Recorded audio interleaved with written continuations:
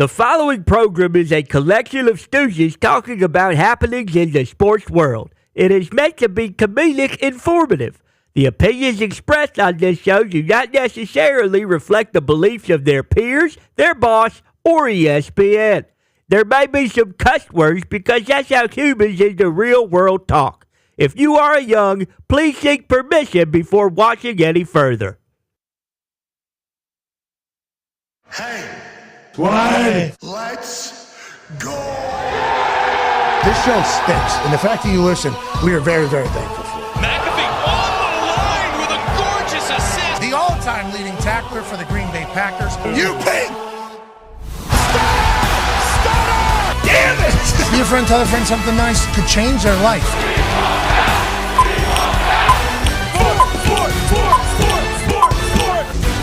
Here we go, Wednesday, August 7th.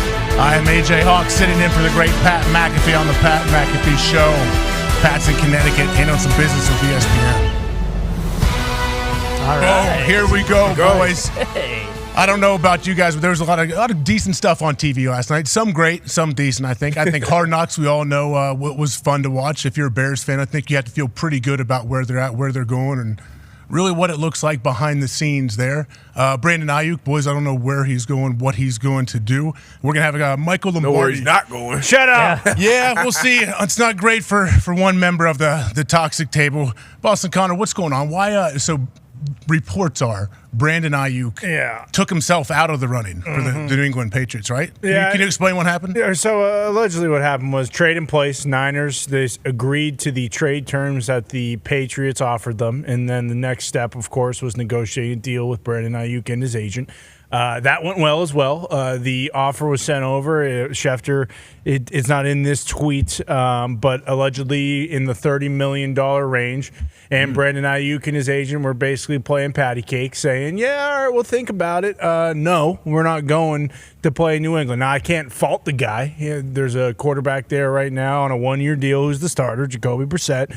Nobody knows what Drake May is going to be yet, even though signs at the moment are very, very good, aside from the reports from people that don't know anything in New England. But, yeah, you can't fault the guy. He doesn't want to go to New England. Sounds like he only wants to go to Pittsburgh. It is a nightmare scenario for Patriots fans. We are in the official era of why the hell would I want to go play for that poopy franchise, that poopy team. Jeez. I don't feel that way, of course. I am all in on the Patriots this year, and the reports out of the Patriots camp is because of the fact that there was some, kind of tomfoolery going around, some things where they didn't feel like the reciprocation from Ayuk's camp was very genuine. They were like, all right, you know what? Why are we even screwing around with paying a guy $30+ million who doesn't want to be here? Forget about him. Let's go with Jalen Polk. Let's go with Javon Baker. Let's go with the guys in our building. Focus on them. Now, hopefully, Kendrick Bourne returns to camp because he wasn't there yesterday. I assume he's there today, but also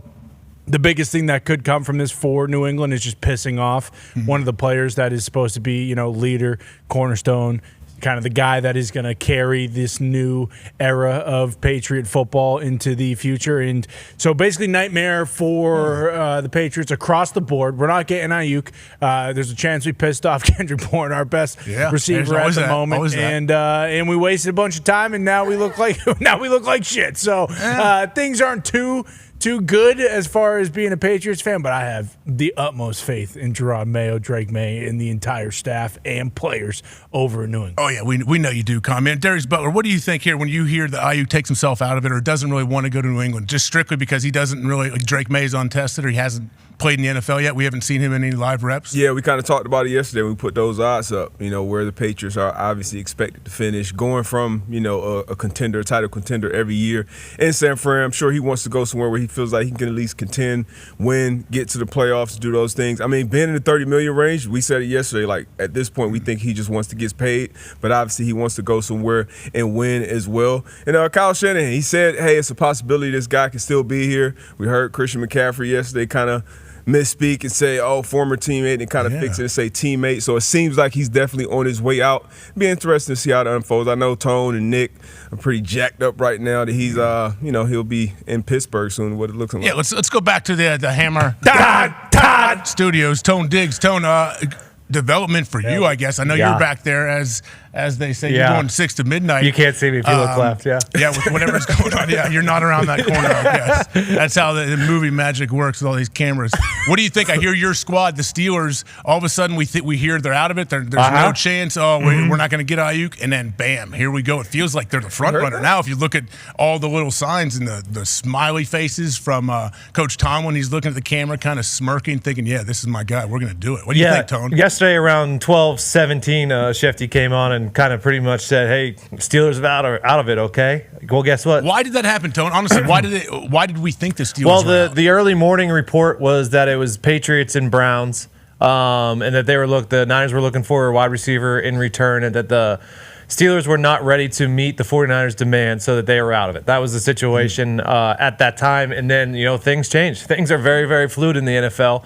And apparently, yeah, they are. And apparently things changed, but like him wanting to come to the Steelers is what's being reported. Like the only difference between the Patriots and Steelers are both 6 Super Bowl champion winning 5-star franchises. They both have quarterback questions right now. But the one is it's Gerard Mayo's first year versus Mike Tomlin, who I guess has a good relationship with Ayuk apparently. Ayuk's always liking Mike Tomlin's Instagram pictures, stuff like that. So Tomlin's got to be the difference in this. It has to be, and that's Mike Tomlin football because that's what he does. I am pumped. Okay, this is me. Okay, I'm a roller coaster of emotions. It's not a done deal though. Tony. You're acting like I'm it's far a done from deal. it. No, actually, the longer it goes on, it feels like he might just go back to Niners. Is kind of where I'm at right now. But if he comes to Steelers, I have now gotten to the point where I'll be very, very happy. Wow. Ty Schmidt, what do you make of this whole situation? Where do you think Ayuk ends up? Kind of like what Diggs just said. I feel like if this doesn't happen kind of somewhat soon here, then he's just going to end up back in San Francisco. It seems like we get this a lot anytime there's a player who's pissed off and it's like a premier player like this. Everyone gets really excited because we love seeing guys changing teams. We get all the tweets online of like the jersey swaps and stuff like that. And then more often than not, these guys end up just playing on the current deal and then maybe he'll be somewhere next year. But I don't know. It seems like D-Butt said, with Christian McCaffrey, and granted he's not, negotiating with Shanahan and Lynch about trading him, but it seems like he is on his way out, and when there's smoke, there typically is fire. But it does seem like the type of thing where, like, this needs to get done today, and if it doesn't get done today, then who knows if it'll get done tomorrow, and it'll end up just dragging on and on until eventually it's week 1 and he's playing with the 49ers regardless of how pissed off he is about not having a new contract. Because all these teams are going to have to move on, right? At one point, they're going to have to be like, hey, we're tired of we have to move on with the team that we have. Yep. So they're all going to drop out eventually, I would assume. And that's exactly what happened with New England. Like, that was the entire report at the end of the reporting last night from both Shefty and all the insiders and Matt Maiocco from San Francisco, NBC, of course. But it does stink. This is the reality that the Patriots are in now. And a lot of teams, Cleveland's not in this exact same boat, and the Steelers aren't, but there's just so many questions. What do they tell Kendrick Bourne? What do you say? What do you think? Do you think they communicated throughout the process? Like, yeah, we're always looking to add guys. I'm not saying you're here, but yeah, what do you? Yeah, I think they were transparent with him, and they told him, like, yes, this is something that we're pursuing, but it's not a done deal. Obviously, if you don't want to be here today, if this conversation was yesterday, if you don't want to be here today at practice, completely understand, because there is a chance that you get moved. It's not a guarantee, and then hopefully Kendrick Bourne kind of understands that side of it and doesn't come back like, oh, am I okay now? You still want me over Brandon Ayuk? Is that fine? But I assume when it is a player like Brandon Ayuk, like it's not as if we're trying to trade for some like unproven kind of schlub. Like this is Brandon Ayuk. He was unbelievable last year. Ty said it yesterday. 75% of his catches were first downs or touchdowns. Like, come on now. There's levels to this shit. And I think also part of it is like that we're not trading you to some bottom feeder. Like, if you do get traded, you're going to the Niners. You're going to have a legit shot to win a Super Bowl next year. You're already comfortable in this situation. Obviously, guys, you never want to be traded, and you want to feel like the team that you're on wants you and values, what you can do. But it's not like they were, that's a pretty good situation to go to if you are going to get traded. Oh, it's a great situation. Let's. I think we go to the phone. Zito says we got a special guest here. Let me see if it's actually. Boom! Here we go. What's up, Pat? There he is, my guy. Boys, what's good? fresh out of corporate America. Okay. That was some of the wildest stuff I've ever experienced my entire life. We're sitting there, we're doing the whole, learning stuff. There's decks and presentations and speakers, and it was awesome. Some of it got a little long. I will say some of it got a little long. I was pacing in the back of the room. I thought my head was going to explode at one point. I 3 hours into something, you certainly was it interactive? get a little point. Is there like giving? Can you? Is there Q&A? Can we give and take? Can you throw out possibilities? Like what are we doing? Yeah, funny you ask about that, AJ, because you and I think the only meetings we've ever been a part of that are something like this are like team meetings. I don't know how you were, AJ. I assume very different than me in these team meetings, but I was an active participant, in these team meetings. So something good, say hell yeah, a couple of hell yeah, a couple okay. That's how you keep these things alive. You keep these things alive. So early in this conference meeting yesterday, I tested it like. I just felt like back in team meeting. Yeah. I gave a couple hell yeah in the middle of something, and boy, nothing. It was real quiet. It was real quiet. I mean, is Kirk in there? Is Kirk or some people that know, like, hey, this is what Pat's trying to bring some pizzazz to this thing? Yeah, I think Kirk's done this for like 20 years, so he knew what I was. Like he has seen me. It was real quiet in there, but nonetheless, okay, I learned a lot of things. I tried twice too. First one didn't go, but then I thought the room understood what I was doing. So like just like JB with his "Who expect? We expect." Let's redo it. Yeah, start over. Yeah. So there was another moment that came shortly after, and I gave a hell yeah, one of those same exact. Do you I'm look like, around? All right, you look around. Oh, tough crowd. Yeah. Like, what do you Nobody, do? huh? Yeah. I was wearing a tank top. Everybody had suits on. Sweet. I mean, it was. Sweet. All right. I had shorts on, a hat in this thing. I'm in the back, hell yeah, and it's like.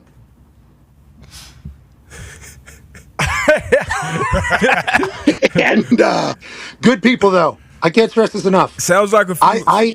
Sounds like ahead. a few speakers blew you away though. Sounds like you were impressed by a couple of the guys that spoke.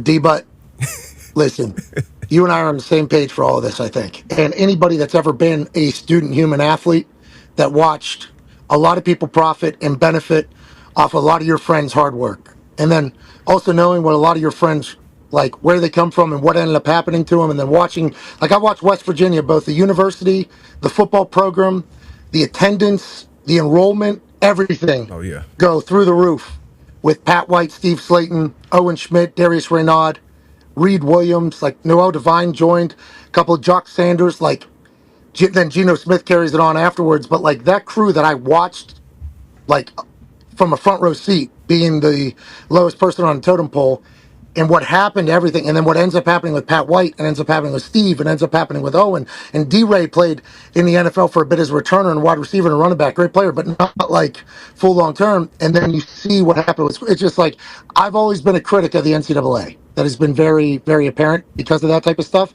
Always felt like the NCAA was holding back student athletes from profiting or making money. And now we're in this brand new era, and I had zero hope that anybody was going to be able to figure it out. I'll tell you what. This dude, Charlie Baker, he set the new president of the NCAA, I think within the last year. Former governor of Massachusetts. I just learned this. I just learned it. I did not know he was governor of Massachusetts. So I do not know his political world or political experience or political decisions as governor of Massachusetts. But what he did in that room this morning, explaining and laying out the vision, acknowledging all the things that have been so stupidly done by the NCAA, also acknowledging that there's levels to this, but we need to care about everybody while also understanding the reality of a situation with big-time sports that generate a lot of revenue, with the salary cap and revenue sharing thing for the future, and then it's like, this guy, 45 minutes, and then he answered questions. It was almost like whenever I heard Roger Goodell speak to the team before the lockout. It was phenomenal. This dude said shit. I think he dropped, I think he said like, he had a couple like shots at himself, a couple shots at the NCAA, like quick little jabs, while Pete Thamel, who was interviewing, Pete Thamel dropped a quagmire, governance, and I forget a couple other words in his questions. And it was just like very well done. And it gave me, literally, I said it in that tweet, like 200 times more optimism after the meeting than whenever I walked into that meeting about the future being figure-outable, if that makes sense. Because I just thought it was a task that was unfigure-outable. Yeah. It feels like there's some real work being done by Charlie and team to try to figure it out while not worrying about all the like minuscule ticky-tack bullshit that they seemingly have of the past. It was very, very enlightening and like comforting. Like legit, it was really good. Here. Like I'm very happy I came to this because I listened to the ref speak. This guy Steve Shaw is a weapon. This guy, he has his own brand, his own logo. I said it to you guys. Mm-hmm. He's the officials guy. Like there was a lot of people that talked that were really. I learned a lot at this thing, but boy, a lot of learning. 3.5, 4 hours straight of sitting down and just listening. It's tough to digest. I went to the bathroom 4 or 5 times. Gotta. Didn't even have to bathroom. Obviously, a couple times, but let's go You get to see hang if I out. can Petey. You get to hang out with anybody and go to dinner at least. Like I know they want you guys to hang. That's a big part of it. Yeah, so I was sleeping on a bus in a parking lot because I chose to come late to this thing. Sure. So I wasn't at the same hotel as everybody, but there was a lot of hangouts and break. It was great. It was good. College football, I think, is going to be in a great spot going forward because all the people that are seemingly making decisions are acknowledging that a lot of stupid things have been done in the past. So I appreciate that. It's not like, you know what I mean? And I asked about college football playoff guy, Lieutenant General Rich Clark from the Air Force is now the head of the CFP. Wow. Damn. He spoke. Hey, here we go. He's been on the job like 2 months. Listening to him speak, I'm like, okay, we seemingly, in the positions that we need them, wasn't terrible. Like them Right. speaking, I like had You're saying there's a massive chance. respect. Yeah, that's good that you're positive and you feel like, hey, there's a chance and you have way more confidence now. Before that, like people think the NCAA is going to be obsolete. Like, did people ask him that? Like, what do you do? What do you say to people that think there's no room for the NCAA anymore and we can push them out and do something else? So they talked about the relationship between the NCAA and college football playoff. Like, actually, I did not know that Lieutenant General Rich Clark, head of the CFP, was sitting. He's retired, obviously, right in front, literally directly in front of me. Until Charlie Baker gave him a shout out whenever he was asked about who's in control and everything, and he said, "Rich and I think he called him Lieutenant General. Rich and I have a great relationship. Like we're working through." And the guy waved, and he was right in front of me. I'm like, "Oh shit, this guy runs the fucking college football playoffs." Yeah. Right? Of course he does. And then he got the president of the NCAA. I walked right by him. That Charlie Baker, before he spoke, he was sitting next to Pete Thamel. I didn't know who that was, and I showed up. Let's say the thing starts at 8 a.m. I was there 7:59. Sure. Okay, 7:59. Early. So, Oh, we might have to call. Oh, connection. You got us? We might have to call him back. Zeke, I'm sure we'll pod him back up. I mean, that's great. Yeah, news. that's big. Yeah, that's incredible. Would you have expected that? Like, no. I know when Pat was texting, he tweeted that. Yeah, I definitely would not have expected that. This Charlie Baker must be pretty legit. But he's a mass guy. I think you just assume that when it comes like the NCAA, even if it's a new guy, it's like, okay, he's just going to toe the company line. Everyone kind of feels the way they do about the NCAA. It's probably much easier just to continue to be the heel and like be the villain than it is to like admit all the faults. And granted, he wasn't the one who was doing a lot of that stuff, but still, I think most people would probably just assume like, hey, this is what the NCAA is. Like, this guy's just another figurehead to kind of do what they want to do. But it sounds like that's not the case. That's awesome. Isn't it here? Is the NCAA here? Aren't they based out of Indy? Yeah. Like, do we have any idea how many people are affiliated with the NCAA or how many officially work for them? It is a massive building. It's a bunch, right? Like everywhere.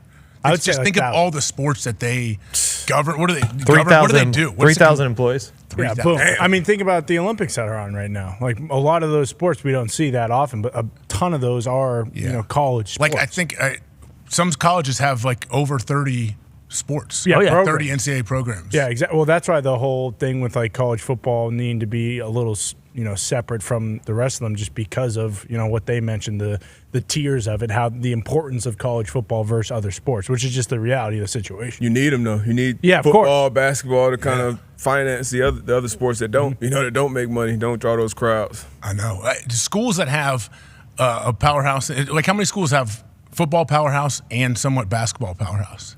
Can you think of any off the top of your head? There's not a ton. Bama's becoming a basketball powerhouse a little bit, but it's very Florida had it there for in like the mid-aughts. Big deal. It's a big deal. Horford, Tebow, and them. But that is. Why can't you do both? Ohio State, like did while for a you were little in bit. school. Yeah, definitely. Greg Oden, yeah, they definitely have. But I wonder because you're usually either football or basketball school. Texas back then too. Yeah. But like now it run. seems like it is incredibly difficult. When to I was have in both. school, Michigan State was great at both. Yeah. Right. Yep. Foxy. Quick Texas, run. Tennessee, Go green. Tennessee. Go white. UConn had a run, obviously. Well, Yeah, we're obviously. talking about both. Yeah, both. You guys, I guess, yeah. national champ. Did you guys women's, win? men's, and then we were ranked when I was there. Fair. Four draft picks in the top Yeah. couple rounds. So. How long has Diana Taurasi been playing? In like She's 42, 43, so probably like 20 years. She- 6 Olympics. Yeah. six. Yeah. She doesn't age either. She looks the same. Like she looks so young, and she still was killing people. Still right? a dog. Yeah, She's nuclear awesome. weapon. She's fun to watch. And they're on their way. They play today. The U.S. women do against Nigeria, I believe. I think. 3:30, right? Yeah. And our U.S. men's team. How much we win by last night? 25? 25. No, it was like 40, Yeah, wasn't more it? than that. They covered. Yeah, it was 26 and a half, right? 122 So now to where are we? 87. Where are we now, Boom. Tone? Who are we playing next? Win? What's going on? They won 122 to 87. They move on to the semis against Jokic in Serbia.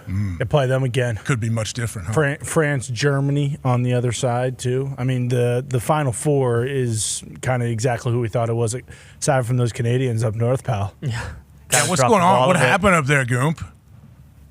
Jamal Murray. What's that? What happened with your Canadian team, bro? Jamal Murray played like shit the whole tournament. Well, wasn't he and, already like not getting playing time early? I remember I saw him in a interview early on in the Olympics talking about like, hey, you gotta be ready if you come off the bench, whatever's going on. Jamal We all Murray? can't No, he's put our starting egos the whole aside. time. Yeah. I know, but I know him the and whole Brooks team. were supposed to step up and help SGA, and they did not. SGA tried to do it all on his own, and he could not. Yeah, they stepped down. I mean, the real story yesterday was Cole the Hawker Cole tracking Hawker. everybody. Talking about him with 1,500 meters. Right? Yes, yeah. How Oh, many yeah. laps is that? I think it's four and change. Yeah. Yeah. Cole Hawker. We were watching this live. Indianapolis kid. Ponytail. You see him. He's trying to push through there, and then he's like, "All right, here we go. I'm doing it." You can even see. You guys see the clips of his dad. And Oh, yeah. What the? His dad is the man. Look, how difficult does that have to be after that long of a race, and he can pull away like this? Well, and he just hawks him down. Like, look at the size of him versus the silver and the bronze. Who bronze also an American, but like he is much shorter. Doesn't this have is a big upset, right? Yeah, he was like huge. plus 2,000 to win Yeah. gold, I think. Wow. And we got gold and bronze first time. We got 2 medals in 112 years for USA. That's pretty in that good. race. Huh? Yeah, we're dominating track and field. 200-meter woman, also Gabby Thomas. She won gold as well, and Brittany Brown won bronze. Like we are racking up the medals. We're first in golds now in the total medal count. Where are we left now as far as like the events we have coming up? Do we have much track and field left? Oh yeah, you got it. So you got it. Like D-Butt said yesterday, you still have the 4x1, 4x2, all of those left. You still got the 200-meter men's final. You got a bunch. You still have a bunch left in the track and field. Pat, you back with us? We're talking some Olympics right now. I hear you might be back. There you go. Oh yeah. And if we talked about the women's soccer team, what a goal, what a time, what a win, what a save. We haven't yet. I know you're a big fan. Well, I wasn't able to watch it because I was in the middle of a corporate meeting yesterday while it was taking place. But there was a couple people, I won't say any names because don't want to, dry snitching, who had the game on their phones that were sitting a row or two in front of me that I could see the game pretty much. And boy, there was some real excitement around our portion of the room whenever they get a big win. Tony's done a great job on these Olympic updates, hasn't he? Oh, yeah. Yeah. Thank you, brother. I appreciate it. Top-notch. Really dive in. You know what? I feel like more cultured this summer than I ever have been. Yeah, me too. Wee. Exactly. You know, it's not just the USA athletes either. Do you see the Cuban wrestler, Greco-Roman wrestler, who Mian Lopez, I believe his name, 5 straight gold medals, first ever to do it. Wow. Any sport. So good. Yes. Especially in such a physical sport where you need to keep your strength. And I guess he went through being like young man strength, new guy strength, and now he's a dad strength. And then what a phenomenal run by this guy. Absolute dog. Absolute 40, dog. Is he 41 years old, I heard? Yep. 41, 5 Crazy. straight. Like wrestling's it's unbelievably difficult just to make the Olympic team year after year, let alone go there and win the gold. So this guy's an absolute freak. You know he's doing I something. don't think I know the style. I'm sorry, D, but I don't know the style of the wrestling. Greco-Roman. Which ones are they hip tossing? Yeah, they can toss a little bit. Yeah, believe it's so. wrestling, but whatever Greco-Roman, there's a little I different believe it's on your feet the whole details, time, right? I don't know. I have no idea. I don't know either. Judging by the clips I think saw, they're hip to hip. Yeah, I think Pat's correct. And then judging by the clips I saw, I didn't see any ground. I didn't see any ground. But So. you're trying to pin him, though. Yeah, I know the freestyle is the one that is like what we are used to when it comes to wrestling. That's what it is. Yeah, we'll find out the difference of that. Yeah, Kurt Angle, broken freaking neck. Bingo. You know, one in Just watched freestyle. that. I just watched that clip a couple days ago. That thing popped up. And we got guys in that as well. We are still going with Spencer Lee and Kyle Snyder, I believe. And we had wrestling. We had a woman yesterday, 20 years old. She's the youngest Olympic wrestler to win gold for the U.S. Here we go. Hold on, and there's also an Indiana girl wrestler, I think, who's doing really well. Let's go. Yeah, I love it. Indiana I think showing up. It is big time. How about Hawker hawking him down the stretch there? I was watching that. He ran a setup, too. He ran a setup on that thing. He was, like, right behind him because in his qualifying, he got stuck behind a guy and just, like, had to sneak in for third. So this time, he, like, sets him up almost for this guy to think that he's trying to kind of weave and whoop-de-woo him. And then, boom, slingshot engaged, hits the nose. It was phenomenal. And then that guy from Great Britain, I think, is supposed to be the guy. Yeah. So whenever he pulls away from him, what a play by the Indianapolis kid. Hawking, folks. That was awesome. Hopefully we get to see him do this in many more Olympics. But, Tone, we're going to pivot away from your Olympic talk. We appreciate it. We'll come back to your updates here shortly. We have a great guest on the line, Pat. You know. We're gonna find a way to get us all situated here on the screen together and figure it out. But let's welcome Mr. Michael Lombardi to the show. What's up, Lombo? What's up, guys? How we doing? How's everybody doing? AJ, nice to see you in the big chair, man. I like it. Oh yeah, you know, Pat's got up there with some, and he's in corporate America for the last couple of days. So I come in here and get to sit in here and hang out. I need to find out what's going on there. Yeah, you need an attorney? Are you good? Well, no, I think I should be good and go right now, Lombo. Who might need an attorney? What's Ayuk doing, Lombo? We've asked you about him before. What team's he going to? We hear these teams are in, and they're out, then they're in, they're out. We don't know what's happening. Well, I think the bigger thing is the Niners have basically threw up their hands and said we can't get a deal done. I think every time in a negotiation, when you trying to get a deal done, the marketplace determines the deal. And with this receiver market the way it's been, it should be an easy deal to do. DJ Moore got $27.5 million on an extension. He's had 4 years of 1,000 yards. I'm sure everybody in San Francisco is saying to Ayuk and his representatives, look, you know, this is the deal that's out there. We think you're worth this. He obviously wants to get over that 30 million range, which the numbers and his time in terms of playing haven't allowed him to get there, in terms of the production as it relates to these other guys. So there lies the rub, you know, and I think the New England situation was, for me, confusing because I'm from the school, and I think teams have made this mistake, including the Raiders. When you're really a young team, you know, the last thing you want to do is put a lot of assets into a high-priced receiver because, as Bill Walsh would say, we can't get him the ball, where he's only going to cause problems from within.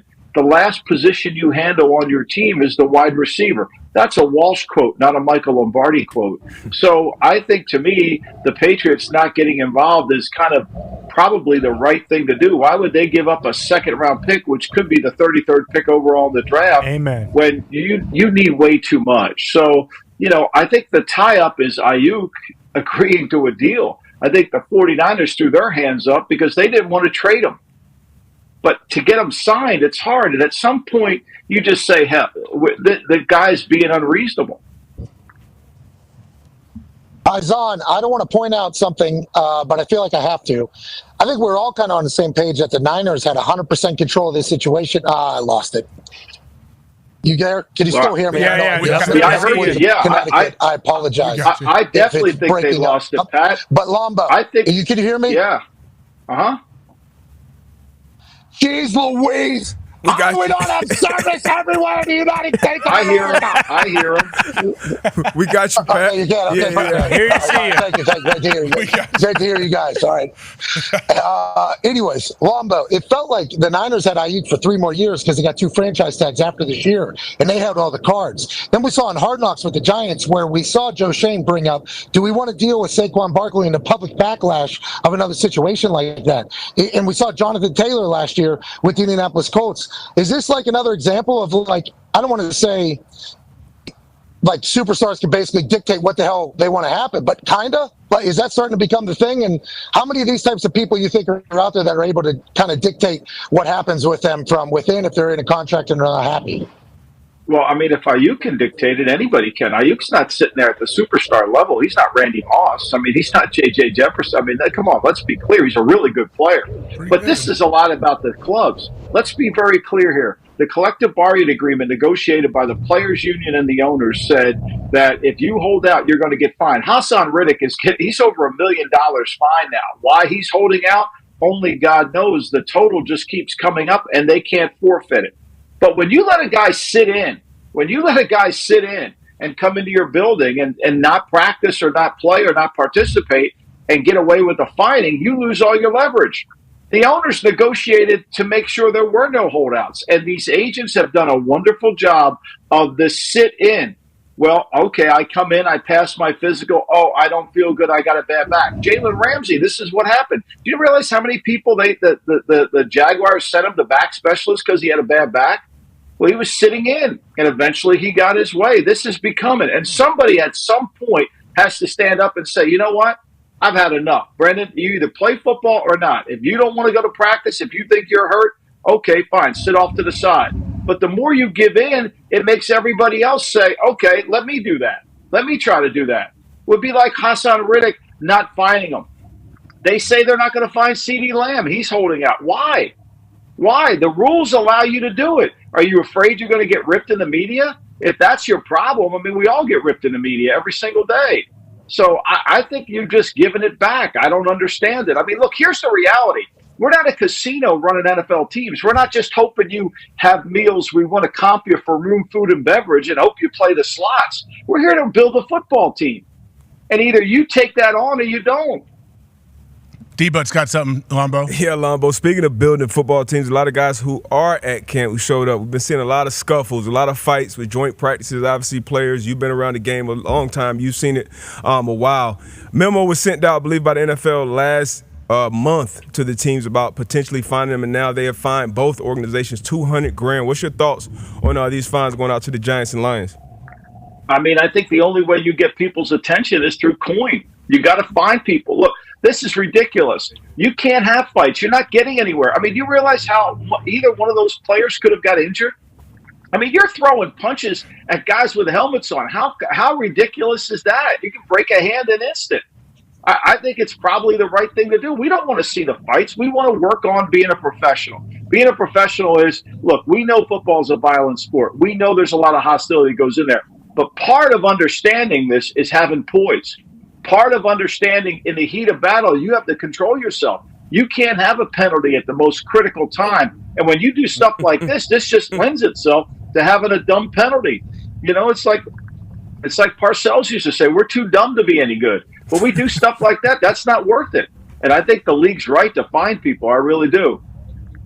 Lombo, my biggest issue with that, and I appreciate the fact the NFL is trying to get ahead of it because we've seen this over the past few years with the evolution of how many joint practices are taking place around the NFL. It seems like everybody's doing it now, where back in the day there was only a couple teams that were doing it. But we all know that are on this call, like, these coaches love this. In some positions, like some guys, they're questioning whether or not they're tough or whatever. Like, will this guy be able to handle being in the NFL? Is he a dog? That's the type of guy I want. So whenever there's an opportunity for another team to potentially have a fight happen, players are going to take that opportunity, I think, every once in a while, especially at the bottom half of the roster. I understand composure and everything. That's a real game. These are practice situations. Everybody kind of understands it. I don't know how you fix it. I know, like, the finding of the teams is certainly the start here for the NFL, but it's a tough sell, I think, for some guys, especially in the dog days of training camp, like, to not – I think it's going to be tough because own teams fight each other. So let alone with other – like, I think it's going to be tough, Lombo. And I understand we're trying to make it is, but you got to emphasize so we can evaluate and everything. Yeah, like that's uncalled for. That cheap shot's uncalled for. You got to have poise. And to me, you know, once a player does that, get him off the field. Just send him off the field. If you're going to act like this and react like that and push somebody like that, that's a 15-yard penalty. You know, you're going to cost your team. You can't be that way. We got that. Look, you're either coaching it or allowing it to happen. I get what you're saying. People are going to be volatile. People are going to be emotional. Young players want to show they're tough enough. But show you're tough enough when between the whistle. I guess. Amen. In theory, that sounds good, I think. That's what I'm saying. We're all agreeing that in theory, that sounds good. I don't know how actionable it is, though. AJ, But how dumb is that fight there? Look, both guys are swinging with Oh, their yeah. hands. They better have open fit. They better tell them, hey, This it better be is the open. stupid thing Palm of all strikes. time. I mean, If you you are going hurt to your fight, team. palm strike him, Lombo. If you are going to fight, don't be throwing those closed fist punches to that hard helmet. But I guess the Guardian Cap may help with that. Who knows? But do you think Lombo? It's just the fact that these fights kept happening. We just all of a sudden you open your phone up, boom, here's another fight. Oh, it's the same day. Oh, the next day they keep fighting. Is that why the 200K came down? I would imagine other teams, if they get one little scuffle, they're not fighting them 200K. Well, I think the league basically said, since you guys can't handle it, I have to. It's kind of like, you guys aren't going to handle it, we'll handle it.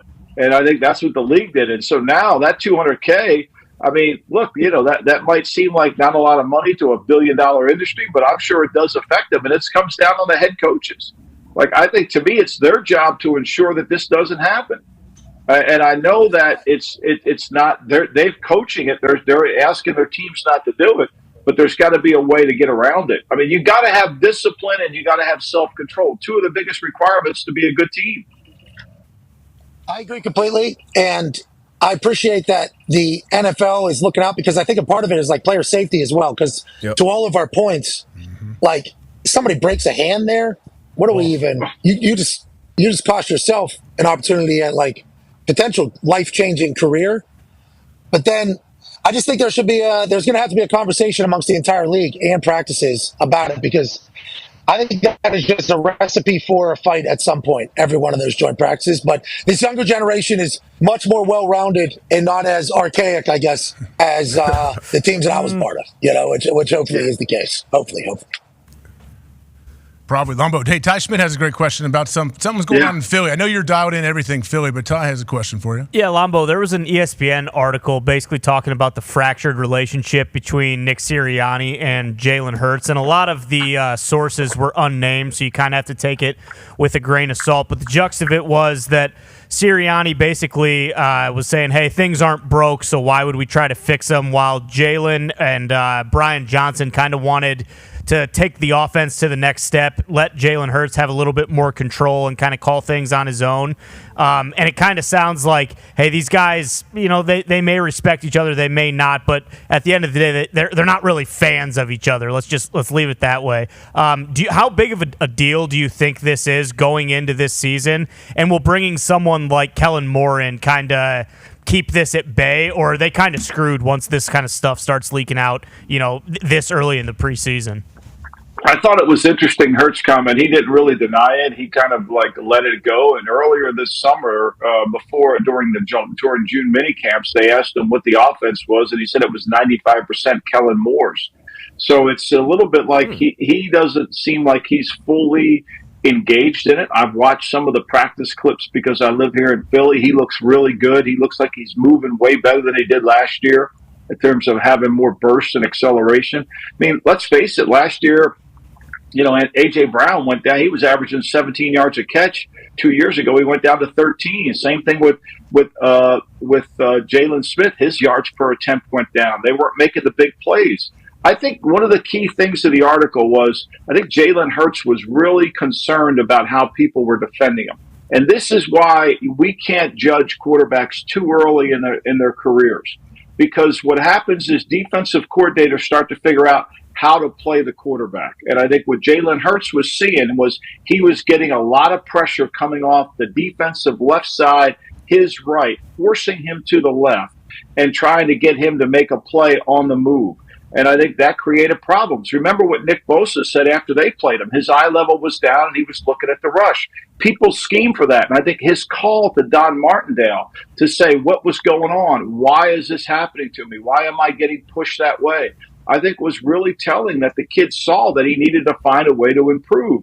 But that's what's going to be the key here for the Eagles is can they come down the field, make throws? Kellen Moore takes over. Look, 2 years ago, they had a great offense running the football. They scored 204 points in the second quarter. They played from in front on everybody. But when you have this push-tuck thing that they have there, and you have 4 downs to get a first down, it's every time they throw an incomplete pass, they're doing you a favor. Lombo, what is like? Okay, their relationship is described as professional now. Now I don't know what we don't really know what's true, what's not. We hear things from behind the scenes. We hear anonymous sources. If it is a professional relationship, have you seen that in the NFL to where you can be successful and win Super Bowls if the head coach and the quarterback aren't super tight and don't have like a very, very good relationship? I think it could work, but I think Nick has other issues, right? Nick's got to control himself on the sideline. Nick has always been an emotional guy. I think, he's got to control himself. Yeah. And then last year, the bigger issue, really, when you watch this team, was their conditioning at the end of the year. Their conditioning. Now, they've changed how they practice. They've speeded up a little bit. There's a little bit harder training camp than they had last year. It's been documented. And I think last year, when you look at that defensive front, whether it's Jordan Davis or Jalen Carter, there was a lot of weight gain going on there. And I think they've made some changes within the framework of their strength and development program to help that. That falls on Nick's feet, too. You got to condition the team for the stretch run. So I think there's a lot of pressure on Nick in a lot of different areas. I think what he's got to do is win the team back that he can correct the problems of last year and not have them face this year. I'm happy Big Dom's back on the sideline and also the new strength and conditioning coach over there. The boys should be good going into the playoff push as opposed to what happened last year whenever they kind of fell apart. Talking about strength and conditioning and weight and everything, Lamar Jackson gave an interview from training camp and said he lost weight because he thought he looked fat. I believe. I didn't hear the clip, but I saw the tweet and the caption, and Lamar Jackson said he was watching himself and he thought he looked fat. I believe. Do we have the full audio of this? Yep. Mm-hmm. You've slimmed down 2 years ago. I was fat to me. I felt like I was fat. I just saw a video from 2 years ago, the Browns, and I looked at like out of shape. Yeah, but I was in shape. You watch and you run. Like, did you feel slower? Did you think that you look slower? Oh, my eyes might be deceiving me, but I believe I looked a little slower to me, but not now. Why did you decide to slim down? Was it simply for the speed element? Just so I can move around without getting fatigued. That's all. I don't know if I was getting fatigued last year. Probably if I get a first down, but I don't like getting caught if I do decide to run. So, yeah, it's part of it. We get a little slower as we age. You don't think it has anything to do with age? No, not at all. No, I'm only 27. I'm still young. Definitely don't have anything to do with age. He said, "We are not in the same we here, pal. You and me. Let's not be having that particular conversation at this point." But he's slimming down. I think Tua did the same thing. But for the Lamar situation, he's going to be faster, and he's got Derrick Henry, Patrick Ricard behind him. This feels like really good news if I'm a Ravens fan. What I just heard from Lamar. Do you feel the same way? Yeah, I do too. But I think the bigger good news is we're going to see it this summer is how they have to change. Right, Derrick Henry is not an offset back in the shotgun formation runner. It's too tight for him to be there. That's not how he runs the football effectively. So this is going to be more of a team that's in the pistol, or Lamar's going to be under center, which is what I believe he has to be. That's when he's most effective. Bootlegs, nakeds, force him to defend. Think about this, guys. The Houston Texans had one of the worst run games in the league last year, and they had one of the best passing games in the league last year. Why? Because they were play action, and people still play the run even though you can't run it. Their numbers running the football last year were horrible, but they made so many explosive plays because of that play action. I think that's the element that Baltimore has missed, and it doesn't work as well from the shotgun. With Henry now, you've got to be behind center. He's got to be a downhill back. I think this run game will help them change, allow them to get into more play action, and then use this guy's skills to move around and make plays. I've been a Lamar fan since he came out. I've watched him at Louisville. My son coached there. I'm disappointed he hasn't won a playoff game, but I think he certainly has the ability to lead an offense to win a Super Bowl with. Lombo, I believe he may have won a couple playoff games, but Boston. But I'm talking about the Super Bowl. Yeah. Oh yeah. Yeah, the real one. Yes, Boston Connor's got something. Yeah, Lombo, they may not understand just because they never spent time in New England. The real playoff games are the Super Bowl ones. But with that being said, a coach that has won a Super Bowl, Sean Payton, we've heard a lot from him about Bo Nix, and their depth chart just came out, and Jared Stidham is the starter. Are you a little surprised that they haven't just handed the keys over to Bo Nix, or is this kind of just standard operating procedure for Sean Payton and a rookie quarterback with Bo?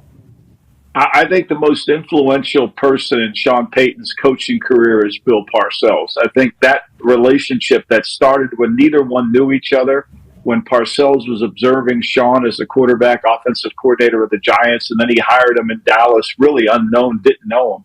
And that relationship has blossomed to really a lot of the philosophy that Sean coaches with comes from Bill. And Bill would never just give a rookie a starting quarterback job. He'd make him earn it. Now, I think Bo Nix is going to earn it. So I think putting him third is very Parcellian, if you will. Put him there, make him earn it, show people. But I think Sean's completely vested in this young player. And I think he wants him to show that he can win the job. He's not going to give it to him, but he wants him to show he can win the job. And I think Sean's going to choreograph this so that he does win the job. Look, Nix is very good.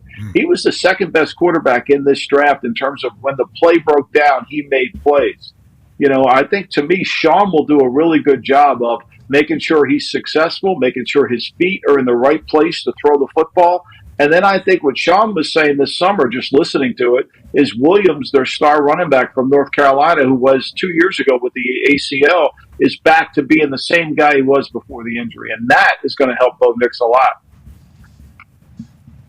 Pat, what do you think about Bo Nix? You think he has any chance? And also, are you on a plane right now? I'm in the back of a bus heading to plane, and I'm going to let you know my gripe with service has certainly continued. Lombo face was distorted clown look, and it's not fair for Lombardi. And I could barely hear any of that, but I assume what he had to say was, this is standard operating procedure.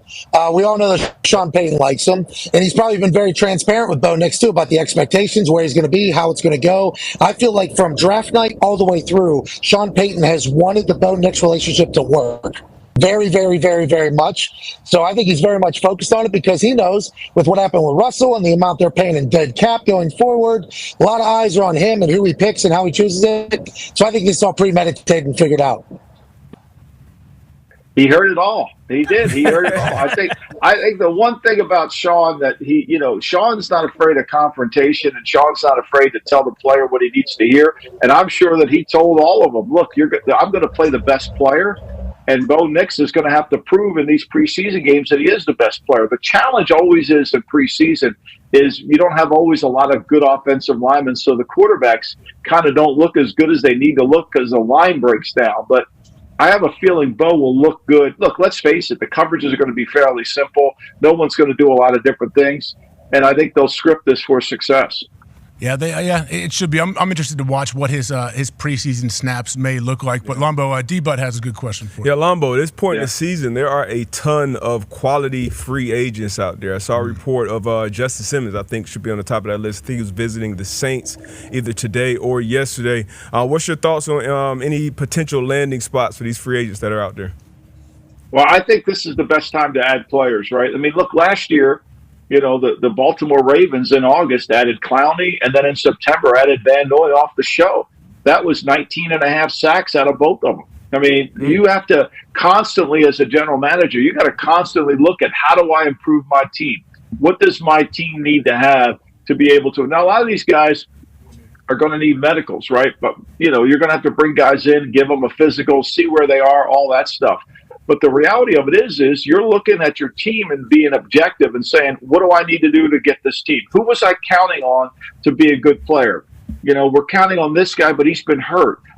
Maybe we should call Micah Hyde to come in and play safety. I think that's that's what's going on now. You have to constantly evaluate your roster. The problem is when you get into some of these guys, you got to be damn sure they're going to make your team and they're going to improve your team. And they're not at the end of their careers, because once they're on the opening day roster, you have no flexibility to get them off because of the way the collective bargaining agreement is. So I think it's really important. I always kid about this all the time on my podcast is, this is the week before the preseason games. Every scout in the building, every general manager, they're all, it's going to be so hard to cut this team. We can't cut it. We're going to be able to trade some of these guys for 6th and 7th round picks. And then when the game starts, reality sets in. Right? But we're not as good as we thought we are. And that's when these guys start to get jobs. Nice. Tone Diggs, what you got something for Lombo back there, I heard. Yeah, Lombo, Tomlin said this morning in his press conference that it is definitely an open competition still for quarterback one. Fields is going to start the first preseason game. I think that's just because Wilson's still coming back. But as an organization, who do you think they want to win the job? Because, do they want to pay a 36-year-old Russell Wilson another year, or do they want to pay Justin Fields off of if they think it's one good year of work? Who do you think, as an organization, they want to win the job? They want the guy that's not going to turn the ball over. I mean, that's the thing they want, because they've won 10 games last year, lost to Arizona, lost to New England at home, and still won 10 games. They're defensive led, and their quarterback has to add value, not take value. And I think just listening to it, Russell, that was one of the things he did really well. They were 7th in the league in Denver and not turning the ball over offensively when he played quarterback for them. That was one of the strengths. So I think, look, they're excited about Fields and his ability, and we have to temper that. I think that one of the things that hurt Justin Fields more than anything is expectation. Expectation he's going to be the MVP of the league. Expectation he's taking the next step. Look, he's got to play within the framework of Arthur Smith's offense, use his feet, get out of the pocket, make plays, and then not turn this ball over, not make mistakes, not fumble like he did in Chicago. And I think if he does that, they will. One thing about Pittsburgh that I think being a fan more than ever, they're going to play the best player. There's no hidden agenda with Mike Tomlin. Mike Tomlin's going to play the best player. And if Fields is the best player, he's going to play, and Russell's going to have to watch. Yeah, Lombo, it's going to be exciting to watch. I mean, yeah, I don't know what's going to happen. With Russell continuing this calf injury, he's not full go. The more time you give Fields, it feels like, here we go. He's building some momentum. If he can run through the preseason like that, it'll be interesting to see how everything plays out. But Lombo, remember last year?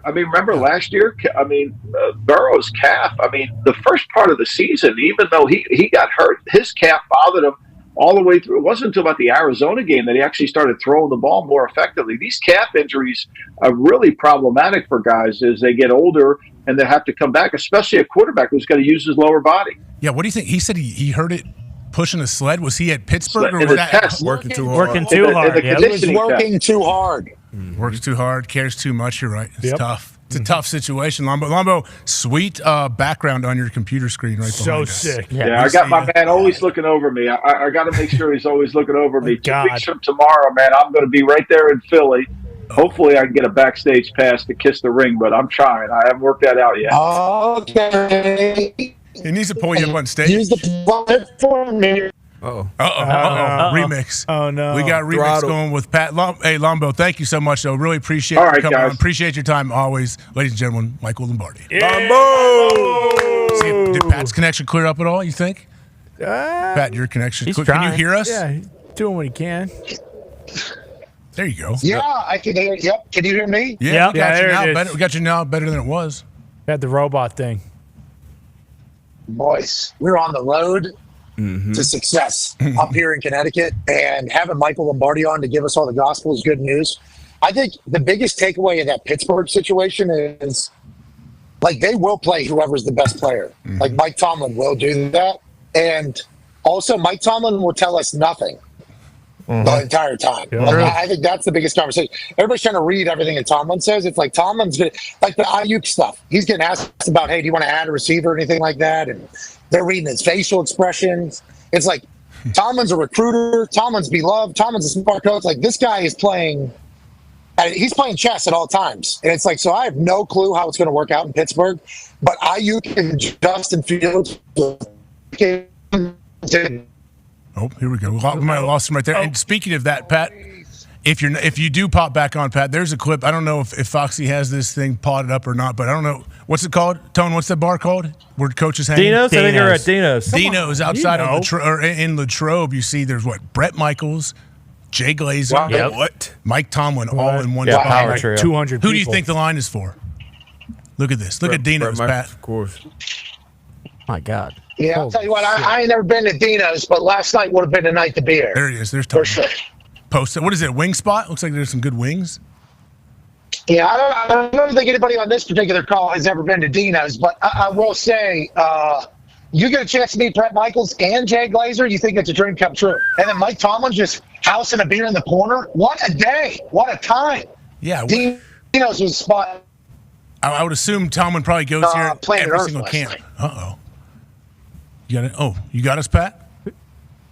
Yeah, I can hear you. It's pretty impressive. It's Connecticut football. Someone's throttling. Someone is throttling you. That's amazing. We've hearing some sounds come out of that phone that we've never heard before. Yeah, it's that. Whenever you hear that electric, the boing. That's when you know. What do they call those electric EMPs? EMPs, electromagnetic pulse. What are those? What exact? Colin, can you explain those? What an EMP is? Yeah, just shut down all of the electric capabilities. It's kind of scary, in the right? area. Kind of scary to think of. Incredible energy weapon. Yeah. Are they using them already? Oh yeah. People claim that, but are we saying do people claim that they use them? Or are they saying, hey, this was used obviously, but they won't admit it? Well, they use them in war. I mean, I would hope they don't use them in to shut down like all their. So hey, you can't use your drones or you can't communicate because we're going to shut it all. I down. would hope they're not just sending one up in Connecticut right now, so Pat can't talk on the show. But I get you. I mean, it's possible. You have no idea. You have don't no know. idea. It's certainly possible that's happening. We should be paranoid like that because we know NFL coaches and college coaches are that paranoid. Oh yeah, super. I remember being different places. You'd see if you're outside. We used to practice like in bowl practice, or if you're like off site in the NFL practicing somewhere else. You got dudes like head coach telling the security guy, get some binoculars out there. I see there's some balconies 2 miles away where someone might be filming us. I wonder if anyone's ever gotten any good like. Say a random fan Connor, sees a team practice. I mean, Connor, you know about this, right? For the record, no, I do not. But it just happened at Panthers practice. There's some guy just flying a drone. Beautiful drone footage, by the way. Great drone, high quality. He was just flying it over. I think it was their stadium, and he was just filming all of the offense, just getting working. So it definitely does happen. But EMPs take out like everything. It's not a specific to one. I gotta get that little phone. chip or whatever, so my phone's protected. You stick it on the back of the phone. I don't know. I don't think those We're good, right? with EMPs. Yeah, get yourself a generator that's EMP protected. You get them all. Yeah, sat phone. Bill's got his whole house prepared for it. Oh, good job, Bill. Hey, let's see. I think Pat got his connection back. They stopped throttling him. Oh yeah. Boys, we're in the middle of it. We're in the middle of it right now. I could hear half of Lombardi. I don't know how people do our show on this side of it. It is tough. Well, remember like Jordan Poyer riding in the van with his family? It was doing a similar thing. Like it is weird when your phone decides to work and when it doesn't want to work. This is small. Connecticut, small state? Yeah. Not as small as Rhode Island, obviously. No, correct. Connecticut's small state, though. I just assumed up here everything would be good, hunky-dory, because how small everything is, we can get service everywhere. But I guess I'm hitting the back roads here of Connecticut. And I'll tell you what, it's been raining up here. It's been a little chilly up here the last couple of days. It's been really nice. It's been a nice break from like the 97 degrees that it's been. Yeah. So I didn't expect it to be like chilly and rainy, but Connecticut has certainly been a nice place. Went to Hartford last night, or West Hartford last night, had dinner. Ooh. Beautiful. Nice. Beautiful time. Good food. Had an oyster for the first time. What do you think? Yeah, how was it? It's just like mashed potatoes. It tastes like whatever you put on top of it. Correct. Bingo. Was it the raw one that you like? Yeah. Slurp had out. to do the whole. Yeah. It's just a weird texture you got to get over. Texture, and I didn't completely dislodge it from the bottom of the room from sucking it public, and that thing wasn't coming out. He did not dislodge it. And James, look at it. I believe you said he did not dislodge it fully with the knife or whatever, so it was kind of hanging on by a thread. Perfect time as they're throttling your system as we're up against the hard out, but hour 2 is going to come up on the other side, boys. You guys excited? Oh, so pumped, man. Yeah. D-Butt's excited. We'll get back to Tone back at Hammer Downtown Studios. It's going to be awesome. Downtown. So make sure everyone sticks around. Hour 2 coming up next. Yeah. It's impossible to be at the top at both of those, essentially. Like, it's Dan. Another farting Dan Orlovsky situation just took place. Danny Dumps. What do you mean? It's unbelievable. Your butt was just talking. Okay. I did not fart. Dan. This is 2 times now, Dan. This is the Orlovsky thing. You guys be serious right now, or are you messing with me? Dan, listen to this clip. This is you just moments ago. It's impossible to be at the top at both of those. Essentially, like it's undeniable. I mean, undeniable. You guys definitely just freaking idiots. We swear. You guys 1,000%. No, we swear. We swear. No way. No one did that, Dan. Cartoons. What did you eat? I haven't even ate Hey, if I were you right now, I'd go grab some dude one. My wife texted me. She said, "Oh my gosh, McAfee Show, I'm dead." I go, "Babe, I promise you on everything I did not fart." Who runs your Twitter account? AB. I do. What's this all about? I would like to know, in that situation where your butthole started talking, what did I do? I'm here to be serious with you, man. What are you, chucking a glass of milk, eating some fruit over there, get you some coffee, get that butthole a little bit more active? I haven't ate. I'm eating yogurt. I have 1,000 text messages right now of people going, "Oh my gosh." I'm like, I just wanted to have like a quiet Tuesday. I don't even know why we're going to have another hour. Maybe we run that clip. On loop. We have the video. Shams, let's let you judge here. It's impossible to be at the top at both of those, essentially. Like, it's... I need to hear the context. I want to give our guy... Oh, Shams, shut up! He said it sounded like a fart. What did AJ vote? It's a fart all day long, Kirk. You know that. Has anybody voted no? Dan. I'll be the captain of Team No today. We need you to do a tie-breaking vote. Is that okay? Sounds good to me. It's impossible to be at the top at both of those, essentially. Like, it's... There's no doubt. I mean, I like how he just kept on going right there. When he was talking, he didn't even break stride as that thing came out. He went and got the buggy, went to the store, grabbed some dude wipes to wipe those ass cheeks, just like I assume you do as well, Cabal. You have to go dry, wet, dry. Toilet paper, white toilet paper. If not, you're really risking the rest of the day having the swamp ass. You know, Dan Orlovsky, man, he got to accept that, man. He got to wear that with a pride. One thing that really bothers me when people do not take credit for it. You know, if somebody says, "Oh, that was you that farted," I get upset when it wasn't me. I'm like, no, when have I ever not claimed it when it was mine? You should claim it. But all those airports, people are traveling today, looking up at the ESPN. Dan Orlovsky farts. What's wrong with this guy? The closed captioning person, whoever it is, they got it. I believe it said inaudible, muffled, and it said Dan farts, ! I think a couple times. Wow.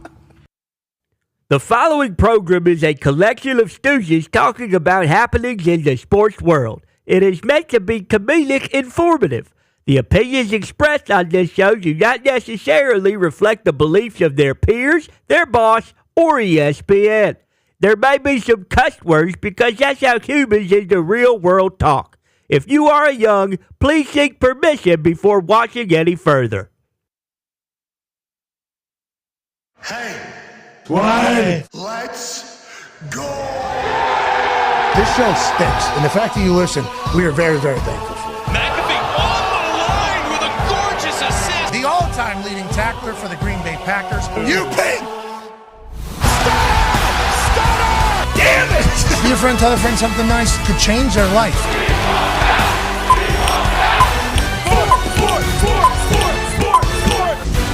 Welcome back. Hour 2 of the Pat McAfee Show.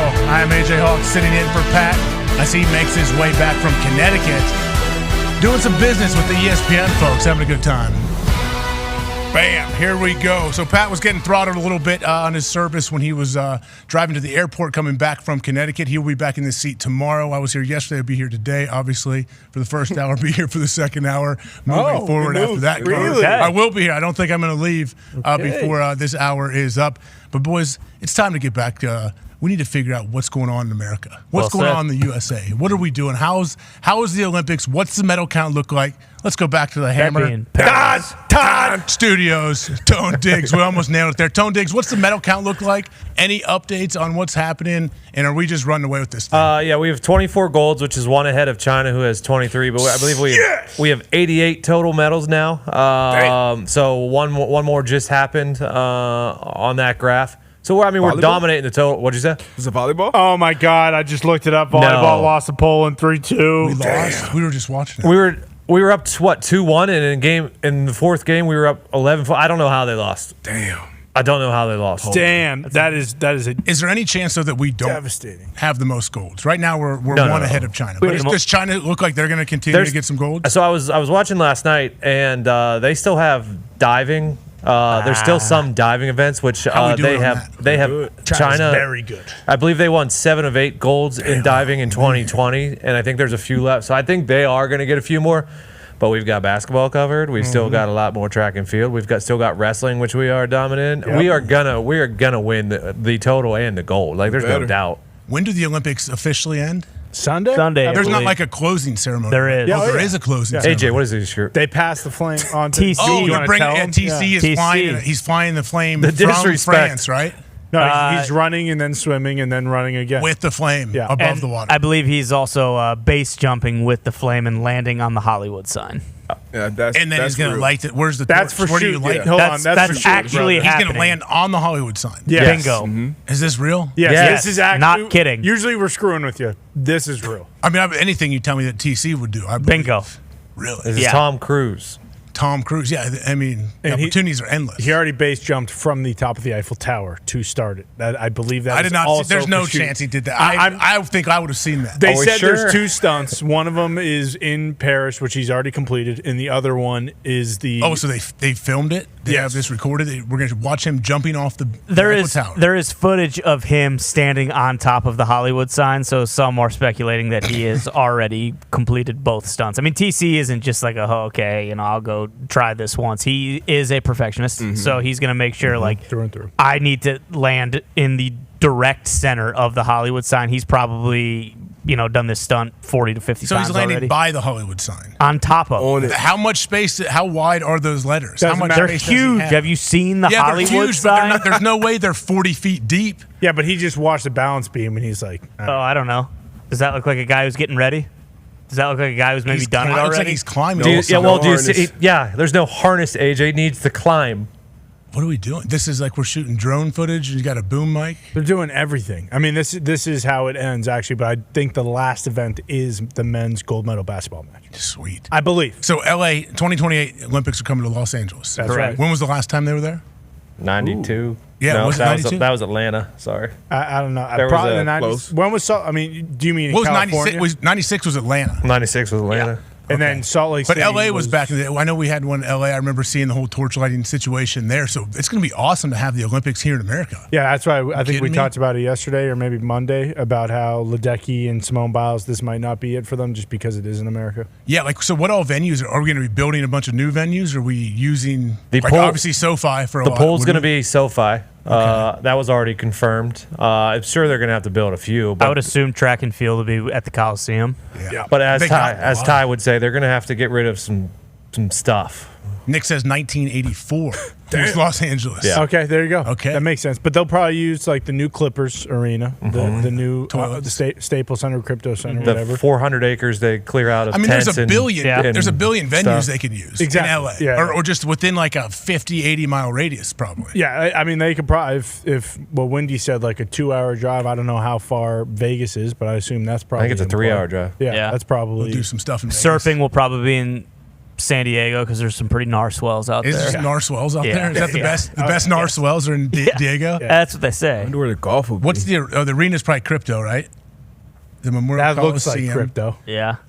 The Basin Recreation Area. What does that mean? That's probably where the golf. Or is that where the Village, Olympic Village? Ooh, maybe Could be. Golf, Maybe. I would imagine, will be at LA Country Club. We need to get some questions about Olympic Village. So you can opt out of Olympic Village. I think they're When you're doing done. I think they're doing the triathlon at the LA River because they want to copy Paris. The LA River doesn't even really have water, I don't think. Well, they want it to be like they want it to have like needles and stuff like that in it. Fill it up, give it some diversity. Yeah. That'll be Yeah. what we swim around. I thought they were gonna fill up those like those massive concrete areas. That's like the That's LA LA River. Oh, really? Yeah. That's how they carry the water, right? You talk about like From the old aqueducts. yeah, like Gone in 60 Seconds when he's shit running about away. LA. Yeah. Nick Cage, we know. Bingo. Riviera. Oh, Planet Riviera. That's. I mean, I've heard of all the hoity-toity or the Hollywood people talk about it. Oh, yeah. Yeah, you've Riviera's golfed there sweet. a bunch. I never have. I would try it. So there's so many different sports. They're going to be all over the state. They're going to be all over. There'll be a NorCal doing some sweet stuff. Probably, yeah. Do we have like mountain biking or? Sure. I don't know. I mean, like we said, I'm not sure about any of this. That's why I'm asking you guys. The surfing is so far away. I don't think they're worried about like where the events are going to be. There's plenty of space. Yeah, to no do one all this cares. shit. Yeah, No one truly cares. Like, what if they did? Honestly, what if they did the surfing in Hawaii? Like, they probably Wherever could. the most Nar swells are, as Ty Bingo. says, is what Yeah, I mean, well right? said. Is that Well said. Malibu? Right area? The Boo has good I don't swells, know if but it depends on the time of year, right? They We should need do those it at big Tahiti. storms. You got like Bodie, you got to chase the storms, 100-year storm. yeah, big Is this the Hawaii one con Dios. with flag football being for the first time? Yes. 2028, yeah. So who's going to be Can't out? wait for that one. Are they going to make some dumb rules to where the only people that are play are people we've never heard of? I mean, that I play in would high school? assume so because if they let NFL guys play in it, like, why even do it? We'll beat everybody by 150. Yeah, okay. It'll be like 3-on-3 basketball. Same setup, I assume. Like you got to get points throughout. But we will know who's playing. We will definitely know the players. There'll be guys that played in college or guys that were in the league, right? Hopefully. Or are they going to make some weird certification thing where you got to get to 15 different qualifiers? Like, Maybe they pull it from that under-20 team we had that just got their asses beat that D-Bone was on. No, they won't do that. They will Isn't not the do that. NFL like very involved in the flag football process though? So if the NFL is involved, I would assume they could be like, "Nah, we're our guys are going Patty to Mahomes play." is QB. Tyreek Hill, and for those guys, you get to miss like 2 weeks of training camp. Yeah, and win a gold medal. Pretty I cool. tell you what, that's better than the lockout year. You do that. That'd be pretty awesome. What about is Snoop going to be back? I'm reading some stuff that Snoop is getting paid for this. Yeah. I assume. He should. He absolutely should. He is the greatest ambassador to the U.S. and he's promoting the Olympics better than anybody, don't you think? Yeah, by then I think probably everyone who's associated with LA. Like I bet Dr. Dre will be a huge staple in the. Snoop will be back for sure. Yeah, he's a huge hit in France for America. He's going to be a gigantic hit in L.A. TC needs to be in the men's all-around What do gymnastics. you mean? Exactly. Oh, gymnastics. He'll be like what 65 then, 64. So what? They usually top out at like 19 is usually their He peak. ages the other way though. Like his number age will Why be is that? Is he drinking something or? No, I don't think so. Yeah, Probably. ice cold Diet Mountain Dew. Is that what I they think call it? TC likes Diet Mountain Dew. If I had to guess, yeah, TC doesn't put chemicals in his body. You know that. that's a good point. Yeah, there's no chemicals in Diet Dew. Just God's nectar. I don't know about that. Either way, good thing we're winning the medal count, right? Yes, we're winning the medal. We're winning in gold. We always win the medal count, though, right? Yeah, usually kind of the way it works. That's why gold is what we're looking at. World's getting a little closer. I feel like those margins are definitely getting closer, Basketball's getting getting better and better. getting more competitive. I'm hoping for a USA-France matchup. So That'd be sweet. Obviously us against Wemby. I'm sure that was great for the script going into the NBA season. So it'd be fun, be exciting. Someone was telling me they want real American football, 11-on-11 tackle football, to try to get to the Olympics. That'd but be sick. The rest of the world doesn't play football. Yeah, that's the thing. Like, They do. They just stink. No, they don't even really play. They play like on military bases for like Americans living over there. Yeah. Like I don't think many places actually play full go American football. Even places, there's small states and people. I know Chad Greenway grew up playing like 7-on-7 high school football. Like it wasn't even 8-man, yeah. 11-on-11 or whatever. Oh yeah, there's 8-man football in like Iowa, Like North high schools Dakota. don't have full go 11-on-11. They play with the Nerf football and I think that's a bit blasphemy right there. But yeah, it is. That's what we used to say. But no, like the field I think is only 80 yards and like it's much just because they different. probably don't have enough. Yeah, exactly. Leighton Vander Esch, the middle linebacker who just had to retire, he played 7-on-7 football in high school. Before Did going to Ryan Boise Leaf State. even have 11-on-11 football in high school? I know he said he was like the only guy ever to come out of where he was from. Just thinking of people who, like great players who came out of places that might not even have played full go tackle football. I would guess quarterbacks would be the one where it's like, hey, this is the easiest transition, at least when it comes to that style of football. But it's like Greenway 1,000% played quarterback. Like at those, they just put their best athlete at quarterback, and He's it's like, stud hey, you're going to run the ball 85 times today. Greenway's got a daughter too who's a stud basketball player. Yeah. Already been offered by a bunch of people. Yeah, she's probably going to go to Iowa. Is she? There's You a think? good, there's Following a good, Caitlin's there's a good shoes? chance. Yeah, and following her dad's shoes, who was a Hawkeye legend. Show a little respect. Son of a bitch. I only respect for him and Abdul Hodge. You kidding me? Abdul got drafted to Green Bay the same year. Yeah. South Florida. We're all the same age, man. I met Greenway in college. That dude was awesome. He always was awesome. Always like a mature, like adult too around us. Like fun dude, and then unbelievable football player. Abdul Hodge, absolute hammer. He still coaches for the Packers. Who? No, he's back at Iowa. He did for Abdul? a little bit. Yeah, he's the coaching at man. Iowa. Tight ends coach. Okay, nice. Abdul's the man. Now, who was the OC for Iowa this year? Tim Lester, one of the best in the biz. So, coach's son. He's gone. He moved Starting on. his own program. He's starting a full college, a university. Yep. In Iowa City. Like a charter school? Maybe. What's I it don't called know. then, Connor? Tell me. I think it's the South Harmon Institute of That was Technology pretty of good movie. Iowa. Pretty good movie that was, by the way. Yeah, one of the best. Yeah. What do you guys think of Lombo? Honestly, Lombo have any hot takes today? Like anything that makes you, like, say you're walking by, you have to stop and look at the screen and yell and say that's not true. I mean, I don't know about hot takes. I thought the Eagles, like Sirianni Hurts situation, is definitely something that. Yeah, you what's gotta happening? keep Like, an there's eye never, on. we never know. Like, so it makes me, I don't like when it's anonymous sources talking. Of course. And there's a couple different in that story that got put out. Like, Debo, what do you think? I don't like giving it money, like legs. Yeah. But usually, like we always do, old dumb saying, where there's smoke, there's fire. Like, something's up. everything's not 100%. Hey, we're cool. Everything's great. Like there's something going on. It may not be as bad as they make it sound. Yeah, we saw it. You know, you don't start a season 10-1 and then just completely fall off a cliff without something going on behind the scenes. And the year before, when you lose 2 coordinators, you know, you lose Shane Steichen, you lose John Gannon, who go on to be head coaches. So obviously they're great coaches. You know, you got to replace those guys. And obviously Philly had a big problem doing that last year. Went through a couple different DCs, threw Matty P in there at one point. Brian Johnson, Jalen Hurts. Sounds like they never got on the same page. And you don't really know unless you're getting, you know, the all access like we're getting with, you know, Hard Knocks. You know, we talked about, you know, Hard Knocks a little bit. I didn't watch it, the full episode last night. Zito kind of dived in a little bit, but you don't really know until you know, and we don't know anything right now. So hopefully they show up. You got Saquon on offense. That's a big piece. You got Devin White at middle backer. That's a big piece as well, who kind of flew under the radar as a signing, who's looking to kind of reprove himself in the league. So CJ, you got pieces. So you know, you hope Jalen Carter and Jordan Davis take the next step up front. You got to replace Jason Kelsey, Fletcher Cox, and those guys. So I'm interested to see. I still think they win that division with what's going on with the other teams there. You think? I don't know what Lombo actually called it. He called the tush push something else when we were on. I don't know if you guys even noticed. I forget what he called it. But I do not remember what it. I wonder how they're going to do without Jason Kelsey. Now, who's the new center? The young guy that he helped in Landon Dickerson, right? They moved him over. So they're still going to run it as much. I guess we just don't know until they get there. Cam Jurgens is the guy that takes Dickerson. Still got Lane Johnson out there protecting. Still got Lane. Still got Mailata. Kellen Moore will dial it up for sure too. Kellen Moore, it's gonna, you know, we're gonna have some shots. We're gonna try to score some points. I mean, they just have so many weapons. Like they had Saquon too. Like throw the ball to him out of the backfield too. I mean, I'd run wheel routes. I'd do everything. I'd try to get him on matchups all day long. That is one of the things it said in the article, though, is like last year, you know, because to Lombo's point with A.J. Brown, like his yards per catch going down, it said they were way just more like vertical. They're just taking shots as opposed to like getting A.J. Brown in space in the middle of the field and then letting him run after the catch, which he was so good at in Tennessee. But it's weird. Like that article made it seem too like, and maybe this is, I mean, I'm sure Philly kills him, and they especially did last year when they went on that slide. But they're saying like this is a prove it year for Sirianni and that he is like undoubtedly coaching for his job. And I don't know if that's because maybe like a guy like Belichick's out there, but they're we know in Philly how quick it goes up. But they're 2 years removed from a Super Bowl. I know Doug Peterson won the Super Bowl and comes out and he's got a statue of him and Nick Foles, and then he's gone. How many years? 2-3 years later? Yeah.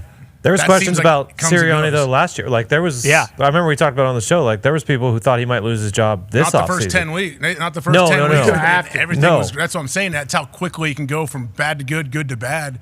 Sirianni knows, hey, I got to get to a hot start. There's going to be a lot of heat on me, huh? Well, and if that's the conversation too, like it's not as if it's about how, you know, new offense, Jalen Hurts and Kellen Moore trying to, you know, mesh together. Like the fact that the conversation is, can they, you know, bridge the gap between head coach and franchise QB? Like that's kind of when head coach isn't even calling the plays too, so you don't have to have that much interaction. And when Sirianni has been like very loud behind the fact like, hey, Jalen's our quarterback, our quarterback. Like I didn't know that it was to this extent, and granted it might not be just because it is an anonymous source article, and we know in the past those have been completely fabricated. But if there's even a little inkling of there being some disagreement, like sure, at the end of the season, if it doesn't go well, especially with what you said, like all the other teams in the division don't look like they're on the right path, and the Eagles are the one team with the most, you know, players coming back. And sure, they lost some big players, but their playmakers are there on offense. They got a lot of good guys back on defense with CJ, GJ, and Devin White. To D-Butt's point, like if it doesn't work out and they go 10-7 and lose in the first round again to a team like the Bucs or any team really, and you have the option of a Belichick, to Ty's point, or a Vrabel, or some of these other guys. One of these college guys that wants to make the jump. Like say Ryan Day. There's going to be some big college coaches, don't you think, that make the jump over the next couple of years? Oh, absolutely. I mean, if Ohio State doesn't win the whole thing, and Ryan Day is getting murdered, because he will if they don't win the national championship, which is such an impossible thing to do in the first place, but he's already going into the season like this is the greatest roster ever assembled for college football. Like you could you not see Ryan Day being like, all right, I'm done with this. I can go and get a job like Philadelphia where they paid all their guys already. You know, you're going there with 2 stud wide receivers locked in contract, a quarterback locked in contract, a running back locked in contract. It's definitely a job people are going to want. Yeah, no question. For sure. Any college coach. I think any coach would be crazy if they knew hey, I have legit head coaching opportunities in the NFL, even if you're coaching at a giant college program. Lincoln Riley is going to be a guy, I think. He's going to be a good head. I think he's going to be a good pro coach whenever he makes that job. With Caleb gone now, too. Like, they were talking about him getting the Cowboys job a couple years ago before they ended up hiring Mike, and it seems like the expectations for USC, like, I don't know if they're ever going to reach what they were when, like, Leinart and Reggie Bush were there. Like, I don't know if they're ever going to get back to that. People remember that? I mean, obviously, I'm old enough to remember that was when I was in college. But that was like a golden era of USC football. Yeah, football. Just football in general. Like, everyone wanted to go to USC when those guys were there. There was like a 5, 6, 7 year run when those dudes are all superstar celebrities, and you see everybody hanging out on the sidelines. Like, you don't get that. Maybe, but Miami back in the day had a similar kind of feel. Sure. That's what USC had in like early 2000s. Well, and that's another guy too, like Prime. I assume, and depending on what's going on with Colorado, who knows? But yeah, like if obviously Shadur and Shiloh, they're probably leaving after this year for the NFL draft, definitely, actually. Mm-hmm. And if there was a job that were to pop up for Deion Sanders, you don't think he would be like, all right, I might as well make the jump now too, if he wanted to. I know he said before. Do you think Deion would be open up for any NFL jobs? He said it a few times publicly, like no. Do you think any teams are going to come after him? I'm not sure. It depends on how Colorado does. Yeah, not if they don't win this year. Yeah, I don't think you can, like, with how many good candidates there are. Like, I don't know if you can go 4-8, and let's say they go even like 8-4 this year. Yeah. Like, I don't know if you can give him a head coaching job after that. Yeah, I don't know if he wants to. I know he's made comments like, no, I'm not going to be playing. I'm not going to be coaching guys that are making way more than me. Yeah, but we know how coaches' minds change, especially when you lose your son at quarterback, who's going to be a first-round pick. We expect you lose Travis Hunter, who'll probably be a top 5, top 10 pick. If the opportunity comes, I'm sure he'll listen. And it's a lot goes on around this program, but we really look at it. All these top programs, there's always shit going on off the field. Haven't been any arrests or anything like that at Colorado, but it's always something popping up. Oh, they got names. They got their names, their IG names on the back of their jerseys, or they're showing this or they're showing that. So it's always a lot of noise around Prime. Always has been. Even when he was a player, he's always been kind of bigger than life itself, how he walks around. But it'd be interesting. I don't see him on the NFL level though. Yeah. Based off of what he said publicly multiple times, I don't see it. Maybe another college job. I know, recruiting wise, like that's always somewhere a weapon. In Florida or something? Oh yeah, Florida State. One of those, big. He should. Miami, didn't he think he should have got that Florida State job? Didn't he? Like, didn't people assume he was getting that when that was up a couple years? Oh yeah, before Norvell. But if we're talking about Lincoln Riley, could you imagine Prime like bringing that USC back? Like that would be a dude that could bring all those celebrities back to the sideline and kind of what it used to be when you were talking about like Leinart and all of them. Yeah, you got to win. You got to win a lot, and you got to win consistently. I think to keep USC full. There's a lot going on out there. There's a lot of cool things you could do. Well, and now like they're. USC's picked to finish like 5th or 6th in the Big Ten this year. It used to be like in those times it was like it wasn't even even with Oregon, it wasn't even a discussion. It was like USC is going to win the Pac-10 without a doubt. Like and now it's if you have to play at least Michigan or Ohio State once every year, sometimes both in the same year, and then we'll still see how weird it is. Like when they have to go play at Rutgers. In November and at like a 11 a.m. Shiano's got kickoff. the boys buzzing now. You don't want that smoke, brother. You're a big Rutgers fan, aren't you? Rutgers. They play tough ball, good schedule, could make a run at the playoffs. What was the record last year, Gump? Do you remember? Do what? What's that? Did you say Rutgers could do what? Look at their schedule, D-Butch.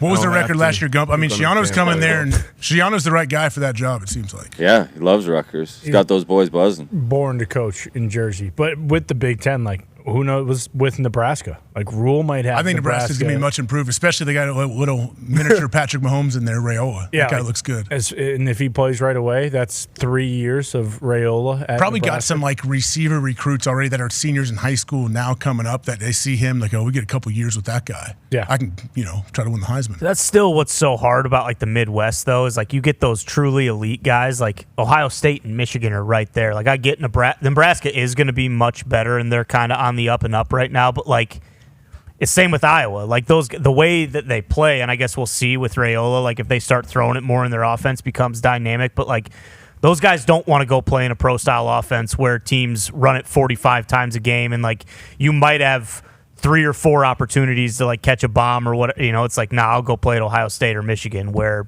I'm going to have the chance to catch 2 touchdown passes every Saturday, and that's just not how teams like Nebraska and Iowa. But will Nebraska pivot if they have a Raiola, like a generational type QB? Maybe they will. Would make sense, but like it depends on Rule. Can't wait for that. Rule talked about even the weather. Yeah, like exactly. The winds and the weather. I'm trying to think now. I can't recall one big time receiver, coming out of Nebraska. Obviously, the style of football that they've played, but like you said, a generational type player. If he is, what we crack him up to be at this point, we haven't seen him, on the big stage. He looks good. Obviously, he looks like Mahomes. We saw him in the spring game. We'll see him when the real shots start firing. You know what's weird is all of a sudden he could go out and light up his freshman year and say like USC threw $10 million. Exactly. Yeah, bingo. Or so any big school threw tons of money at him. Like, what do you? I understand. Yeah, my dad played here. Here we go. I got a lot of ties to this, but. I mean, this is a lot of money. Like that's a real thing if you light it up. Yeah, but who was it? Was it D-Butt said Not yesterday? 10 million, but maybe 3. Well, it could be. Right? We don't know, but there's also the different. Like, if he is that kind of guy, then you're thinking like, hey, I'm potentially going to make $350 million when I go play in the NFL. You're not thinking like, oh, well, I can get $10 million to go play at USC. I mean, who knows? I guess that's all dependent I hope on not. the kid. I love when. I mean, I don't blame guys for taking any money or going. If someone's going to offer you money, boom, take it. But it would be cool to see somebody like if Roy was like, no, I want to get this place back on the map. It's kind of how Drake May. Yeah, exactly. Drake May could have left. He could have got whatever number he wanted to go to whatever big schools. And Raul, didn't he commit to Georgia and Ohio State before he went? So does he, have a big time year and go back to one of those big programs? Or maybe not. If he has what it takes, regardless of what's around him, scouts can see it. These teams will see it, and they'll take a chance on him. So we'll see. We'll see what he does. That'd be interesting to watch, though. Gumpy, who does Rutgers play and why you're so confident that they're going to go make a run to the college football playoffs? They're still in the Big Ten. I mean, yeah, they have a tough games at the end, but they start with Akron, Virginia Tech, Howard. They got a pretty good start. Washington will be tough at the end. La Tech is a sleeper in the ACC. Yeah, not against those Rutgers. I hope boys. I hope Luke has the boys rolling in Wisconsin. I can't wait for the season. I can't wait to see. How many days till college football? 17 days actually. How many days till NFL? 29 days. I can't wait to see what Bama is. Like just the thought of because obviously DeBoer, Saban's gone, all that, but like they still have Milroe. They still have Bama recruits 5 stars, and they lost Caleb Downs and a couple other guys to the portal, but like it's still Alabama football, and the expectation is still going to be to win. Like I cannot wait to see what they luck. The only worry there is they don't have Grubb calling the offense. Like he went to the Seahawks, he was massive for DeBoer at Washington. Yeah, Kalen DeBoer. I like Kalen DeBoer a lot. Seemed a great coach. Obviously, seems like a great guy too when we have interacted with him. But man, he's stepping into a tough gig. Yeah, replacing Nick Saban. Impossible. That sucks. Replacing Saban. Saban's going around. He's on Hard Knocks talking to his old pal. He coached Eberflus in what 1990. Mm-hmm, what college did Eberflus go to? Toledo. And that's where Nick Saban was his first. That was his first head coaching gig, correct? I believe so. Was it Michigan State? He was I think he was at Toledo first, and then Michigan State. He might have been. From the camera footage that we saw, I assume that was his first job. Yeah, either way. Zito, I know you watched Hard Knocks front to back, as we all did, but you're a little more invested than we might be. Where did we see? Where was he? Kent State, he started coaching. Yeah, first head coach job. Head coaching gig, Toledo, boom, 1990. Eberflus was a young linebacker on that squad, correct?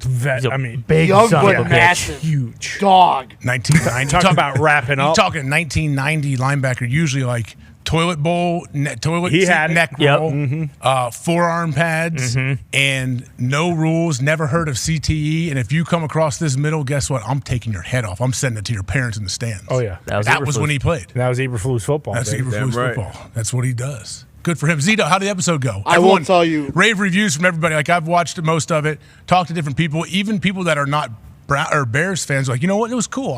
They seem to like Caleb. They like Flus. They like the, obviously old buddy in the little Speedos singing. Great song. Awesome I give him a ton of respect, Canadian doing that. UBC but overall, legend. what'd you think? I will say, like, overall, we planned that it wouldn't be, like, too much rookie stuff, and that was awesome. It was, like, just the right amount of Flus, right amount of Caleb.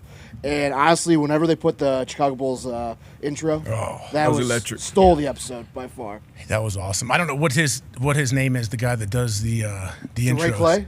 Is that who it is? I don't know. Either way, he deserves credit because he's unbelievable at what he does. Yeah. But it's good. What do you guys think of? I know you're not a Bears fan, obviously, con man, but that's the tough thing about Hard Knocks. How do you get all these people that are football fans to care to watch this team when you're not a fan of that team, maybe? I mean, they did a good job of just focusing on, like, the shit that people want to see. Like, it was Caleb, it was Flus. They did some stuff with Jesse Owens, right? Is that the right name? He was great. He was very fast. Yeah, it might be the Great wrong. Ohio It might be the wrong name. Simone Biles' husband, but Jonathan Owens. There it is, Jonathan, Jonathan yes. Owens. They did some stuff He did with the him garage. too. He went over the sensor in the garage. Yeah, Yes, very correct. athletic. He did a great job. His dogs were fantastic. But one of the best parts I thought was when they kind of showed how the DJ Moore extension got done. Yeah. Like it was during practice. Poles like called down to the field. He was like, "Hey, very discreetly." Awesome office, by the way. Yeah, Just looks great. over the practice. Yep. Fantastic. But he called down like discreetly, said like, "Hey, tell DJ to come up." Rosenhaus and all the boys were there. Like, did that happen when you were at camp? When people got like Like extensions. when people got, yeah, because immediately the vibes on the field, like him and Keelan Allen were screwing around. One of the old linemen was like, "That just got done right now." We He's also like, knew that yeah. Drew like flew in because he was like, "Am I gonna be on Hard Knocks?" Yeah, I'll be there. Smart. Because No, Jason is his agent. Yeah, his brother. That never happened when I was in Green Bay, but it's a little different. There's no offices overlooking. The offices in the stadium we practice where it's where people ride their bikes down Yeah, and where you practice. But if somebody just signed an extension, a monster deal or something, they come out to practice the next day. Yeah, can I hold $1? Like everyone's yelling at him. Everybody Everyone's, got to give some shit. everyone's got something for him. Good vibes. I didn't know he was the highest paid Bear ever. Me neither. You know, you just expected to be some quarterback, maybe Jay Cutler or one of these guys, but for him to be the highest paid Bear in franchise history, that was interesting. He's done it without a consistent quarterback either, right? Yeah. Like DJ Moore has been very consistently making plays, but he's bet how many quarterbacks has he had? Career Yeah, year last year was his first year there too. First time, right? Yeah, I mean that's what I'm saying. Like the guy, it's a good trade, huh? Fantastic. Great trade. Yeah, not bad. And they got Caleb. AJ, what'd you do for your rookie show? Yeah, and don't do the. What? Oh, I don't really remember. I don't think we did that. I didn't do anything. We know you did. Big So Mike doesn't do that. Luckily, my rookie year. Thanks for the question, Tone. No Diggs. problem. My rookie year was Big Mike McCarthy's first year as a head coach in Green Bay. So I put on a show. And I was so happy to hear one of the first things he said to the team. He said, "We don't do hazing around here. We're not hazing."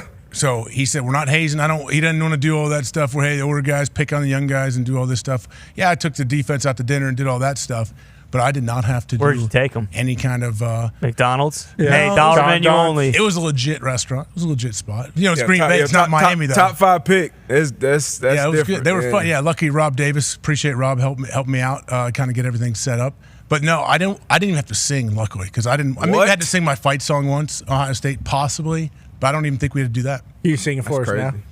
No, but I do know the words. I, can dude, sing. You got to clap. I and all thought you that. got up there and you did a Seinfeld bit. You said. Yeah, it was the deal. No, I did not. That's pretty good. I did not. That's pretty good. Okay, that's the problem though. If I got up there and did Seinfeld, but everyone's so young too, they wouldn't even get it. No one knows who Jerry Seinfeld is. Well, in the NFL now. Well, back then they would have. They would have a little bit, yeah. Nobody's I guess. watching Seinfeld What would you in do? the locker Okay, room. Debo, what about you? Did you have a rookie show? I absolutely bombed my was it? rookie Nice. show. Did it? Me and Patrick Chung. We did it together. We sung a duet. Got In booed. New England, yeah, right? got booed off. Vince Wilfork. It's always one vet who kind of starts, the That snowballs. decides. Start throwing, decides, all right, if it's shit or not.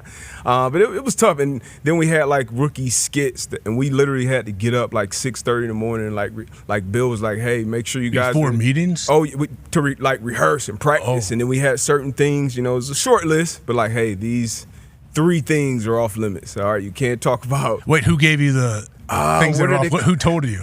It was either came. I think it came from one of the vets. Can you give us an example of like one thing that would have been off limits? Spygate. We had some pretty, some big time teammates and some things that was going on, so we couldn't talk about certain things or certain people. Okay. Kept it out, obviously because you want to keep Coaches it were light. fair game. Were coaches fair Coaches game? were pretty fair game. Obviously, you're gonna have a Belichick bit and have some different things. Some people, making fun of Ernie or some different things. So we had a good time though. We had a good time with it. Same thing, rookie dinner, but we did it as a team. So we had, I know a lot of people. When I was with the Colts, we used to do it by position group. Some people do it as a unit, defense, offense, and we did it as a full team. I believe it went to Capitol Grill. We had a big draft class too, so it made it easier on me. It was, I think, 4 second-round picks, no first-round picks on me, Chung, Ron Brace, God rest his soul, and Sebastian Vollmer, the top 4 picks, and so we took the bulk of it. We had Julian Edelman, Brian Hoyer. We had a big Brandon Tate, Tyrone McKenzie. We had a big class. Any of them good? Anyone put on anything good that you remember? Let's as say, far like rookie show. Edelman do anything good? I missed Rich Ornberger. So he was Richie. Rich, who's doing his AQ's thing. best friend. Exactly. Yeah. Penn State, great. He was a young offensive lineman, but came into the league, full head of gray hair. but he was hilarious. He was kind of like how Pat was in our locker room. Like at any moment, anytime, whether we're waiting around to take a team picture, and, hey, you know, Pat, get up. You know, he got get up and just Rich was just an all-time, you know, entertainer. So he could stand up and carry. So anytime, you know, it got hot, and hey, Rich, you know, get up there and that's awesome. Do something funny. Do something. Dance, fat man. Rich always did his thing. So shout out to Rich. Were you guys I know did Belichick make sure that you guys knew everybody's first and last name? Oh, and yeah. all that? Like would he call you up and quiz you, or would he just all of a sudden point at somebody like D-Butt, who's that? Call you out in the meeting, because we had on each side of the meeting room. So this side was the defensive side, this side was the offensive side. So we would have, you know, certain pictures of guys. So it'd be, you know, Matt Light or Vince Wood, Richard Seymour, whoever it was, and like, you know, he would call the DB and be like, all right, you know, who's this O lineman number 71? And, you know, some tough names. You had to know the guy. You had to know what school he went to. So you had to know, Matt Light went to Purdue. And if you didn't know, he would make you feel like, yeah, this guy, you know, he only played in 4 AFC championships or did this or that, did that. So it was real important. You knew. So after that first day, you know, when somebody get called out, it may not be you, but all right, let me study this damn guy. So I know, you know, and for him, it was like knowing your teammates, you know, knowing the history of your organization that you're playing for and all those different things. But it was fun, all fun. Was it fun? I mean, that's the thing. People always think back to that day of New England. Like, oh, was it fun? And people say, oh, it's fun to win. That's what the players say. Like, was it a cool atmosphere? Did you enjoy it? I mean, it was tough, especially coming in. It was tough, you know, Monday through Saturday. You know, but the best part about it is when you run out that tunnel on Sunday, you expect to win. It definitely was tough, but at the same time, Belichick did certain things where he would show his personality. He would make it lighthearted. And we had great vets, too. We had Big V. We had Matt Light. And, you know, vets really kind of, obviously Tom and Randy Moss, like Kevin Falk, like we had OGs kind of in that room who kind of set the tone in the locker room. So it wasn't like over the top hazing. We didn't do a bunch of bullshit. I saw on Hard Knocks, you know, sliding through the water. Everybody had to do that. You know, you just spray the water. Everybody got to do a slide. Rookie coaches, rookie trainers, rookie players. Everybody kind of had to go through it, fight song, signing bonus, all that type of shit. But it wasn't too over the top. Was there anything that did kind of shock you in New England, like when it came to just being a pro versus, you know, the college game? Because I mean, you've talked about it before. You go from UConn, you're the best player, like in the history of the goddamn team, and then you go to like a New England. Like, what was that biggest change for you? I mean, just the level of professionalism, like how you know, like you got. I mean, yeah, you had Billy O running the practice, but it was really, you know, Tom Brady running the practice. Somebody jumps off sides, like the whole defense that's on the field is taking a lap. So just, you know, the level of professionalism every day. And we practice like hard, and that's your. It's like full go tackling to the ground. Right? Sometimes. But wouldn't you? I know you guys sometimes will do one-on-one tackling drills, like you and the running back, even after practice sometimes. Yeah, right? Every day we had an open field tackling drill, and we didn't always take guys to the ground, but it was 4 cones set up, and you would have to kind of come in at an angle either from the right side, left side, and kind of get a good tag off or thud or whatever it was, and everybody did the drill. So it would be Randy Moss. And Randy Moss, he would kind of coast through it, but you have Wes Welker, you have Fred Taylor. You got dudes juking. Oh, yeah, juking. You trying to get a good tag off, but obviously, open field tackling was huge for Belichick. Regardless of what we give up, hey, you get a guy to the ground. That was big. And then, I had to, you miss a couple tackles in the game. Yeah, post-practice for a couple weeks, you're going to be going full tackle with Ben Jarvis, Green Ellis, the law firm, after practice. So I had to go through that after missing 4 tackles on one play. And my first game as a rookie, one play. Last play of the game. I believe you've said you mentioned this to me. Have you said this on the show? Have you told I told the story in the Pulled out the play. Monday Night Football. Monday Night Football. Missed 4 tackles on one play against the Buffalo Bills, who were stacked that year. Lee Evans, Terrell Owens, Roscoe Parrish, Fred Jackson. A bunch of dogs on the field. But it was good, man. And once I moved on from New England, my second year, I kind of got in the doghouse and hated it. I couldn't wait to get to another place. Been a high draft pick, got cut. You deal with all those different things, and then I went on to somewhere else, and you see it was completely different. But weren't winning. Went to Carolina. First year, Ron Rivera, Cam Newton's a rookie. Like, damn, maybe that New England shit wasn't that bad. And then you go on to the Colts with Andrew Luck in that new era with Chuck Pagano. We won, but didn't get to that level. We fell short in New England as well. My last year in New England, we went 14-2, I believe, and then lost in the divisional round, I think, to the Jets, I think. And we had Sanchez. But we had blew them out. Maybe 3 or 4 weeks before that. Fumble year? No, that was maybe a year or two earlier. So we fell short a couple years. But moving on, I kind of look back when I got kind of like year 5 in the league. I was like, okay, now I kind of understand why Bill will put us through all that different shit throughout the week, and why it shows on Sunday, why it wins conditioning every day after practice. That's something I didn't even do in college, and then coming to the NFL and doing that was crazy. It's a big deal knowing huge when you're practicing and and people, football players especially, even basketball. In basketball it happens too. Like, how many suicides we run a day after practice? But when you know, hey, I got maybe a 2.5 hour practice where we're going full speed, full tilt, we're hitting, but we're running afterwards too. Like, man, you think we're doing maybe 10 hundreds? I don't know, maybe 5. You never know. Knew either. No one would ever tell you either, would they? Never knew how much he would just stand on the field, and maybe he'll stand at the 40-yard line, and you run, and then he'll back up 10 yards.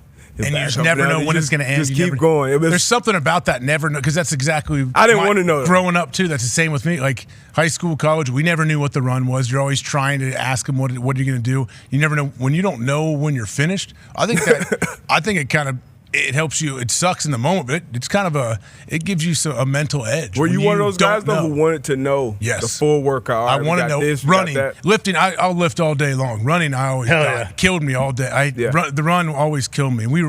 Our test at Ohio State was 20 half gassers, and shout out Bobby Carpenter's 41st birthday a couple days ago. He runs 20 half gassers in the same time that we had to run it in college. That's 19 for the first 10, 18 for the first 10, I think, maybe 18 seconds the whole time with 30 seconds break, and he did it.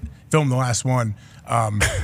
So we'd run like 24, 26 half gassers leading up to the test, throughout the summer. And I'm not a strider, and you kind of got a burst stride. There's a whole science to how you're going to run that.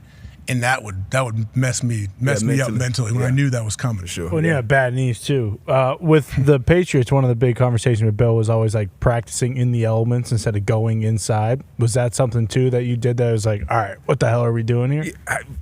Once again, though, we had on Sundays it'll show up. So like practice, it sucked because especially if you're a vet. I was a young guy, so I didn't care. But rain, sleet, and we could be playing in Miami that week, and we're still outside. Still outside in cold rain. It's like, all right, I don't get this one. But then it was a game. It was one game.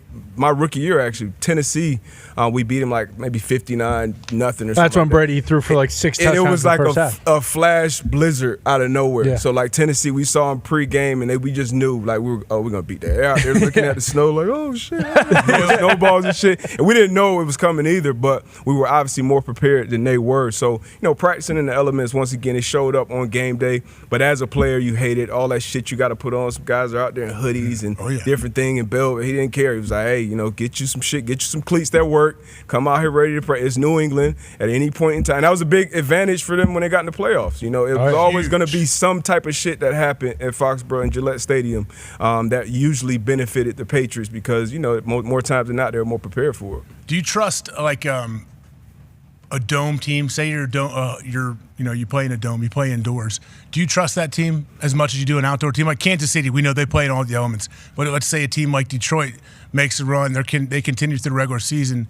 Do you trust that they can go on the road in the playoffs and win in cold, windy weather? Depends. Even though they've done it in the past, but their home spot is not. It just depends on like the top seeds, right? Like, I mean, if the Lions or the Niners are the top seed, it's like, okay, well, they play in good weather and one in a dome. But like, if Green Bay is the 1 seed, like, yeah, you got to favor them over a team if they were to play them in a dome and the schedule. It's like the Bills. The Bills, their whole thing was like, hey, we play outside, and then in the biggest moments, it hasn't, gone to their advantage. Like it's so different. I feel like even when you look at the previous Super Bowl winners, like Tampa, they're not a dome team, but they still got it done. Yes. Yeah, they played. Did they have home field or did they go on the road? I know the Super Bowl was. They went on the road. They went. Yeah. They beat New Orleans in New Orleans and Green Bay when it was. Didn't Tom? How many Tom threw 3 picks. 3 picks, right? Yeah. But he Scotty down the sidelines before halftime. Bingo. Remember that? Kevin King,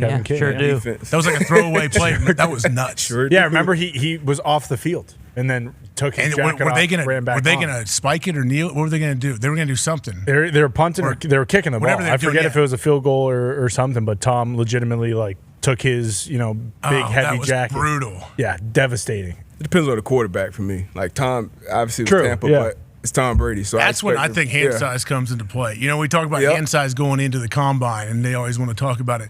I think there's something to it when it comes to cold weather games. Oh, yeah. It really is. I don't know how big anyone's hand is actually in the league, but I guess, I don't know. Well, it's like the thing with Purdy or Mahomes. Like Mahomes doesn't have that big of a hand.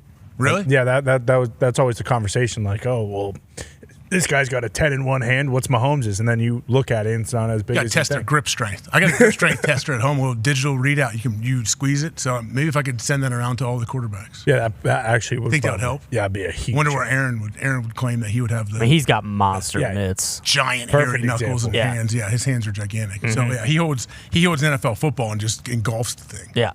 Like Harbaugh. Have you guys seen the clip of Harbaugh throwing? Bigger Caleb Williams' hands. Yeah, he did have big hands, right? He's like 6'1". Massive. Really? I'm probably the biggest NFL right now. Oh, geez. Okay, Zeke. I don't know if I can believe much of what Zeke says about anything to do with Chicago, but I'll believe you. I'm just out back here. If we get like a list of like the top hand sizes in the NFL, but I mean, half the time it doesn't actually matter unless it's the. Some guys can do it, some guys can't. Yeah, but that was Lombo's big takeaway with. I mean, Tua, not to bring up Tua, about like Tua in the rain. Has he done it in the rain or in the cold? Has he proven? I think it was like 2 years in Tennessee, maybe, Gumpy. You can probably speak better to it, but there was a game in Tennessee where it was raining and he couldn't hold on. Playoffs on the line. Well, it's on the refs to give us dry balls. What are we doing? Well, they got. Granted, I mean that I know we do not play well in the cold. I understand that, but that Kansas City game in the playoffs last year, good fucking luck, dude. Like I don't know who's marching in there and playing that game. Finns are 0-10 in their last 10 under 40 degrees. Like I said, we suck in the cold. But I mean that game in Kansas City last year was absurd. We had no defense. Everybody was hurt. We trotted out Bruce Irvin we signed like 2 days before the game. Good player. Yeah, he's a good player. A few years back, for sure. Yeah. Speaking of that, there's a bunch of free agents out there. I want to see if we could pop that list up. We have it somewhere. I was looking at this list today, D-Bud. Yeah. I know I was talking to you earlier about it. A lot of these guys I thought were on NFL rosters. Studs. Look, there is some really, really good football players on this list that I can't believe are not free agents. I would imagine Lombo said this is the best time he feels like to add guys like this. So we saw what Justin Simmons is. Does he have a workout, we said? Yeah, he's working out with the Saints. Jimmy Graham is retired. Is he officially retired? Yeah, he did a I know he's rolling around, though. I know he's training for... Oh, did he do a whole retirement? Yeah, he did a whole. I think you give Jimmy a role. I think he might come out of retirement. Yeah, sure, absolutely. What do you think the first three guys off the board here? I mean, the fact that Larry Guy is a free agent is the most asinine thing in the history of the NFL. He's one of, if not the best. I played with Larry Guy. I know. Yeah, exactly. Me too. Talking about big heads. Nobody QB pressures like Larry Guy. Amen. You're right. Pressured like a son of a bitch. Yeah. It's going to be Justin Simmons, D-Bud. It's going to be Steph Gilmore. How is Tannehill not a backup somewhere? Tanny's going to be on the Raiders, hearing everything that's coming out of Vegas about those two quarterbacks. How has the Bills not brought Micah Hyde back with their current safety situation? Hunter Renfro's not old. Micah might be coming to Miami, I think. Maybe here. I mean, we heard Gus Bradley speaking about the safety position. He didn't sound too happy about that. Well, was that a safety today that brought Josh Downs to? It was. Nick Cross, second round pick. Brought Josh Downs, and we've been talking about practicing like a pro and taking. I haven't seen the clip, so I don't know if it was preventable or not. Sometimes you do get in an awkward position where it's like, hey, if I try to keep you up, I may hurt myself. So, hey, we just got to go down to the ground as football, buddy. But you hate to see that happen at this time of year, especially with a weapon like Josh Downs. But it happens. But it would be interesting. But those names, though. What about Pat Peterson? Pat Peterson, he still wants to play, right? I think so. I know Latavius Murray. I was with him a few weeks ago. He's in great shape. Adoree Jackson. I'm surprised. He's got to be younger than 30. Michael Thomas. I mean, is Michael Thomas healthy? You don't know. Question. Bakhtiari, you figured he would have signed somewhere, but he might be another guy who's. A lot of these guys, I would imagine, it'll be at the end of camp. When you realize you figure out what your roster is. Okay, we need some help here. We lost a guy there. Like that's usually what will happen. Yeah, like Bakhtiari and Donovan Smith. There's so many offensive line injuries. I feel like throughout camp that we're just at the point where there hasn't been many yet. Like those guys are going to be on NFL teams this year. Yeah, but some of them are definitely going to be on, like Lombo said, after the first week of the season. Yeah. So their salary's not guaranteed. Yeah. If you're a vested vet, if you're on the roster, the opening day roster as a vested vet, your salary that year you can fully guarantee. That's most of these guys, right? I think. You can only do that once. Yeah. You can do that. It's like termination pay or something. You can do it one time. Okay, might be. Is Bakhtiari still injured? No, I think he said he's good to go. Didn't he a couple months ago? Yeah. Why? Why do you ask that? Has he been on any hikes or anything? He's back. I don't know. I think he's. You would know. I think he's good. I thought he was all right. I saw him with the Derby. He seemed to be doing well. Trey White too. Is Tre'Davious White signed anywhere? Yeah, he's damn. I just saw him interviewing with someone. Is it Rams? Hunter Renfro's like 26 years old, isn't he? 27. Yeah, he's young. He's young, yeah, because that was Someone the will first sign time he got paid when he got cut from the Raiders. Even a guy like Ngakoue, who's kind of just been like a mercenary the last like several years, just being with a new team, but he always produces. It seems like he's had like at least 8 sacks. You can get Gilmore now too. Yeah. Lock him up outside. I hope he comes back to New England. Honestly, of all the guys on here, Gilmore would be kind of the one. X slowed a little bit, but he can still ball, man. I love Yeah, X. he's banged legit. up. What about Banged up Dalvin last Cook? couple of Someone years. going to bring Dalvin Cook in? I don't know. Running backs. No, are so running good. back. You never Running back. know. Kareem Hunt. Kareem Hunt is You're up right. here too. That's a tough position because especially coaches and general managers, they feel like they're a dime a dozen, get them anywhere in the draft, and like you mentioned, having them fully guaranteed, vested is compared to a 5th or 6th round pick, who you don't have to pay much. So it's tough, man. Some good guys on the street. Great guys, yeah, great players. Great guys on the street. That's why it shows you too, like in the UFL, XFL, whatever they call it. Like there's great players all over America. A lot of guys that have NFL reps and have made plays in the league that are playing because you see guys like this that can't get a job right now. It shows you. I mean, they can. It's a timing thing, no question, but shows you how good football is. I think how good the NFL is, how much talent there is. One of those UFL QBs just signed with the Chargers. I'm pretty sure. Really? I forget which one. Luis Perez. There it is. Okay. Yeah. He just signed there. When do you think Herbert's back? First game?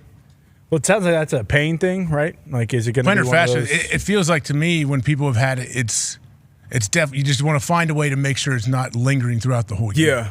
But how much time is that? What does that mean? I mean, it's so many new pieces in play in LA. You obviously want him in there. I would think he would be healthy. I think they're slow playing to be super, super careful and get him there week 1, but that's tough, man. It will that bothers the guys that I've known that had it bothers them their whole career. Yep. Like they got to work through it, certain treatment. Like turf toe kind of thing. Yeah, I know turf toe is something that is crazy painful. And if you don't take like if you don't get it fully healthy, it'll be nagging you and it'll be super painful all year. Plant foot too. So right-handed quarterback when he's his right foot dropping back. It'd be so much better if it was his left. Yeah, a lot better. But it's tough. Quarterback, you're gonna get tackled. You're gonna go down in awkward positions. So your franchise quarterback making $55 million a year, you want to slow play it and make sure, especially with the receiving core. They don't have the greatest receiving core around them. So you want to make sure Justin Herbert is healthy as possible. Big, strapping QB. He looks like an NFL quarterback. I mean, the O-line, too. I mean, we need some more Joe Alt highlights. I want to see that big son of a bitch. He'll be coming out soon. bodies. I'm sure they're going to be doing plenty of goal line over there, don't you think? Let's see him as an absolute road grader. Yeah, well, Harbaugh likes to bang, so wouldn't make Harbaugh sense. was slanging the ball. He was throwing that thing around the yard. Yeah, I mean, I forget. Here we go. Look at this step. Boom, boom. On time. Preseason snaps. A little wobbly. But, On time. Yeah, I would have expected a little more zip on it, to be honest. Do we hear the news about Harbaugh? What? Spend it. Year. Who? If he goes back to is that what they said? If he goes back to college. If he goes to college, he has to sit out a full year. Yeah, man, all shucks. I mean, I don't understand how that works. You never know. This is not the sign stealing What is scandal allegations. This is for the previous recruiting violations. I Cheeseburger? believe. Cheeseburgers during COVID. What recruiting violations can you have now? Are there recruiting violations now? I guess if you contact them when there's certain non-contact times. COVID, I don't care about recruiting violations. Who cares? Well, like, you can't talk about the guys. Yeah, you're like if recruiting. you do that or you write them a letter when you can't write them a letter, you send them a text at the wrong time. Okay, like come on. I mean, it's all a bunch of. I thought there's no mumbo rules jumbo. left. I thought once you opened up NIL, I just felt like there's not a whole lot of rules. Yeah. It was the COVID dead period recruiting allegations, allegedly. COVID dead. Okay, I mean, Well, technicalities. yeah, that's how it works. Well, that's what the NCAA is working through, and that's what Pat said. Hopefully, we're in good hands. Yeah, right? exactly. What's his name again? Colin? Chuck Baker. Chuck Baker. Yeah. And it sounds like the Lieutenant. the playoff guy is great too. If you hire good people, good things will happen, right? And That's what they say. That's Chuck Baker's MO. Steve Jobs. Yeah, he said it, Did he? amongst others. Who's the best leader ever to live in America? Bill Belichick, right after Eisenhower. Might be right. General Dwight D. George Eisenhower's Patton. good. George Patton? Maybe. I haven't seen much on him. I might know of him, of course. Oh, so you don't know anything about military He died history? before my time, a little bit. Did he? Before I Have you could ever seen the movie? truly study. Most people did. Yeah, I mean, Lombardi, a while ago. both Vince and Michael. Bruce Springsteen. The boss. Shang-Chi. Let's not forget about Shang-Chi. Of course. Art of War. Who? Shang-Chi. I think that's Shang-Chi is not. Sun I don't think Tzu? that's what you're Yeah, going for. Sun Tone. Tzu. Shang-Chi is a Marvel character, Tony. Oh no, Tone, how you doing back there? And hammered down. Doing great. Studios. I'm doing great, AJ. Are we good on the medal count? Obviously, we have a hard out coming in about 40 Yeah, seconds. no or so. change. No change to the medal count yet. No, yeah. What about corrections for today? You have anything? Oh, Probably boys, not. I'm going to need more than 40 seconds. Oh, what? What happened? Just give us a quick, Cliff's Notes situation. Let's do it after the break. Well, okay. Well, I mean, it's going to take some time. Do you want us to correct your Sun Tzu comment, or is that You guys already did- you self-correction? guys already did that. Okay, we did. Hey, what a great tease, Tone. After the hard out, we will make sure we come back to your corrections. That should be. Yeah, it should be something. So stick with us on YouTube, TikTok Live. Mm-hmm. Yeah, all the socials. All the socials, as they say. All ESPN the Plus. socials. We can't wait. ESPN Plus, boys. Had a great time with you guys the last few days. Pat obviously is on his way back to Indy. Should be fun. I'll join you from the attic tomorrow. Can't wait. Everybody else, appreciate you watching. We'll see you later. No, nice. Well done. We hit it. Nice. Well done. I think we may have got close, right, Z? We get it? Nailed it. Thumbs up from Evan. crushed it. All right, Tone, what's this about? What do Let's you go mean? back to Tone Diggs. Why are you slow rolling us here on that? I wanted to get you on ESPN to give corrections. Well, no, I mean, there was a plethora. I don't believe that. During the TC talk. Okay. Jesse Owens is not his name. It's Jonathan Owens. Jesse Owens. The one thing that you guys did get right during TC talk, Mountain Dew, did look it up, is the nectar of the gods, as Connor did say. Good thing we got that cleared up. Cam Jurgens is going to play center for the Philadelphia Eagles, not Landon Dickerson. Oh. It was nothing that we need to bring up. That was only 40 seconds, by the way. I think. See, We could have done this, Tone. For We could sure. have done this a little bit ago. Jesse Owens died in 1980, by the way. I just drove by Jesse Owens Stadium in Ohio State, the track stadium. And I everything. knew that. It's I just, legendary.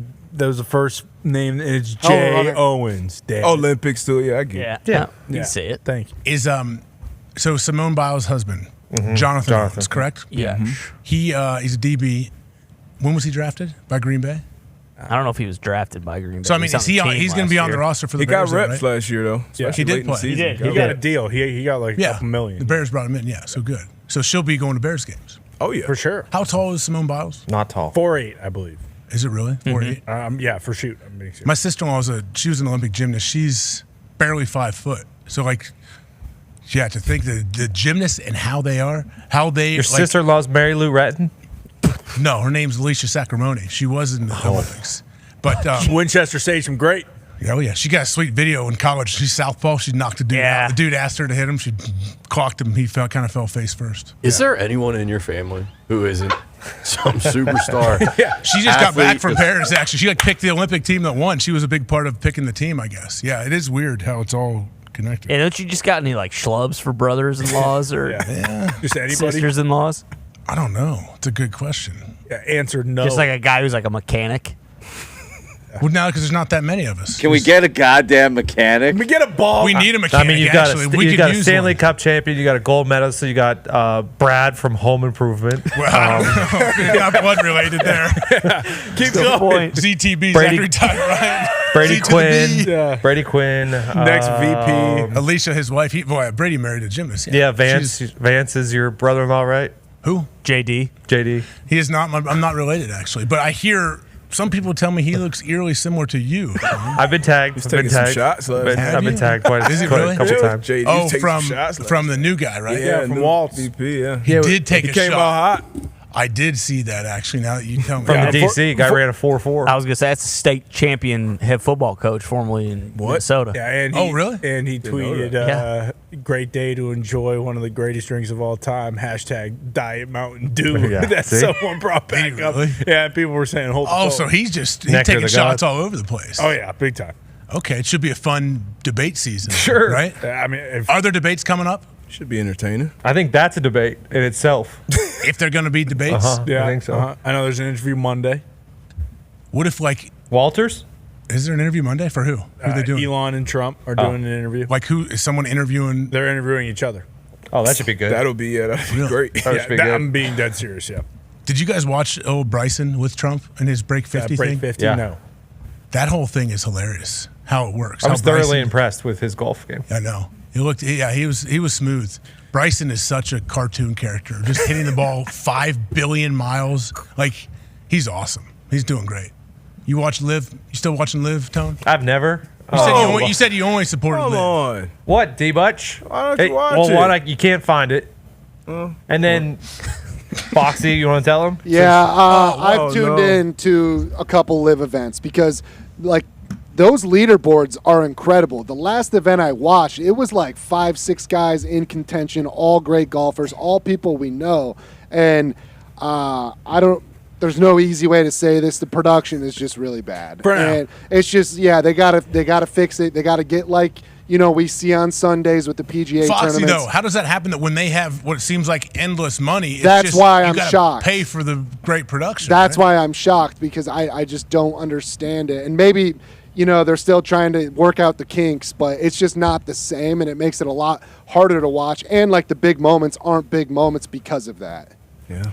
Rahm did. They get his have first win everything. on He tour, did. on live. So tour. Rahm won on live, and it looked like he was sitting shotgun going to win a gold medal. He was. Yeah. He ended up with nothing. Yeah. That Double would be bogey. tough. That'd be really Time out. tough. I mean, not as tough as who was it? Kim.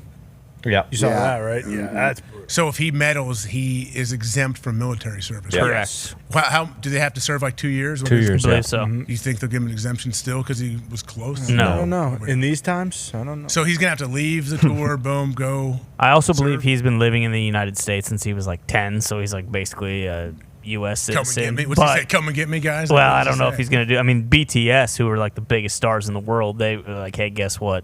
Yeah, what do they do? You're not going on tour anymore. You're going to fucking serve. Are they? They Yeah. just got done serving for, or I don't know if I all of didn't them know that. did, but a couple members just ended their mandatory military requirements. That makes sense because I guess crazy. I was seeing them all over the place popping up, and then I haven't for a little That's while. why. Yeah, because they've been laying See, I scum. don't know about what they do, but I know they're gigantic.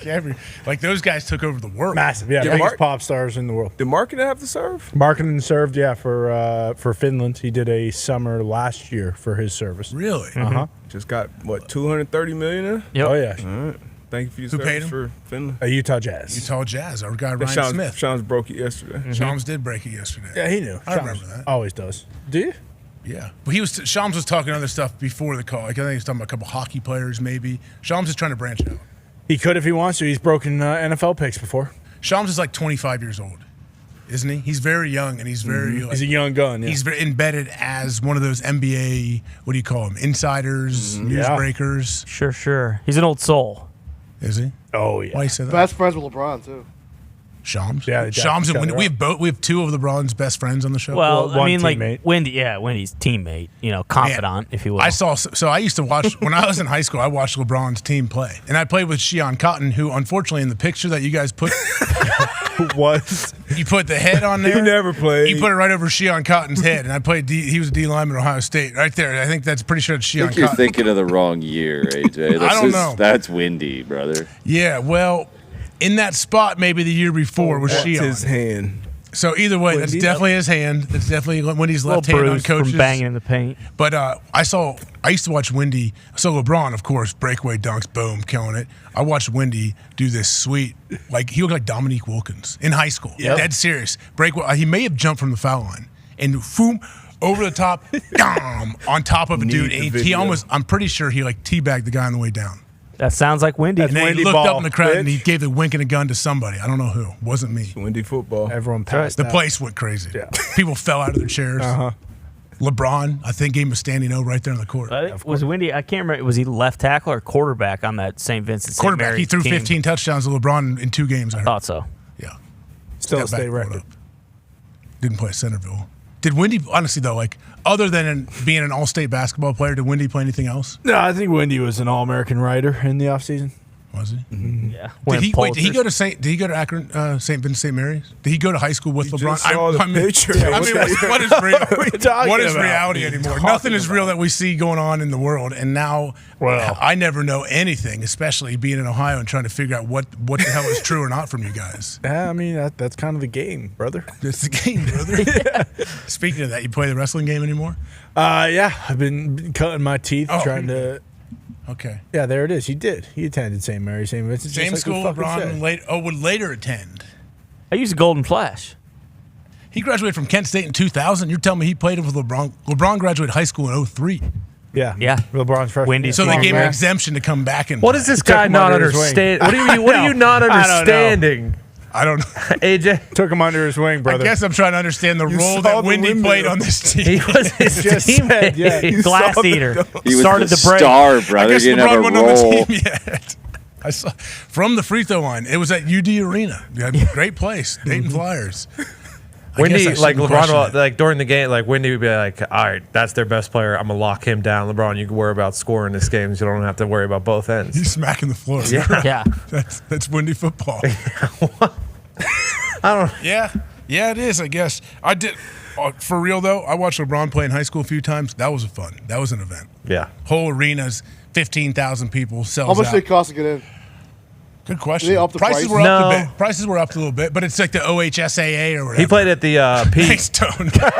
What? No. Tell me about Ohio No, high I went. school prices. No, he went. They played at the Peterson Event Center at Pitt for some reason. I don't know why, and I went to that one. I can't remember. It didn't crush my allowance for that week. Is what I was thinking. Wendy killed it though. Didn't Wendy kill That's it? what I'm. Yes. Yeah. That's what I Yeah, thought. that'll never It was a happen. real again. show. But like watching LeBron play against high school dudes, like some teams where their tallest guy was 6'3" and slow footed, like that's not fair with LeBron.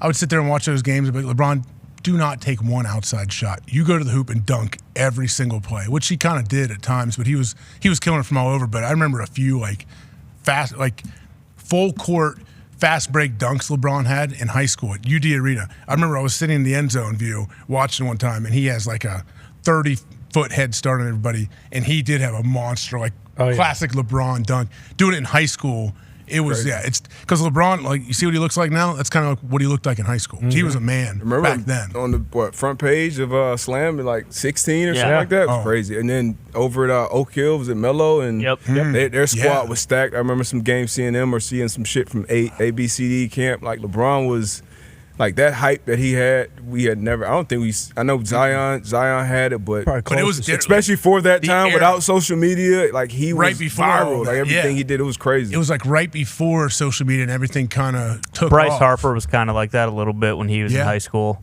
And both those guys have exceeded their expectations. Yeah. Crazy. LeBron has absolutely exceeded what no one's ever had those expectations placed on him, I don't think. Ever. That LeBron had from like 14 years old. Yeah, we all knew of him. Yeah, maybe like Kareem, but way before our time. Like he was unbelievable in high school. Won 3 national championships, shit like that. But like as far as like LeBron, like everybody expected him to be the next Jordan. Like when he was 17 A lot of pressure. years A lot old. of pressure. 6'8", 240. What are the odds too? Like you talk about like things being wild. All of a sudden, Cleveland's they get the first pick and they draft him. And he's from right down the road. Like that. Well, how's that happen? A lot of people say that was kind of. They think old David Stern. Yeah. You think he was it the balls? Were they picking balls out of the thing? I mean, you can make the same argument with Wemby, like with the 3 teams that were being decided. I think that happened in hockey as well.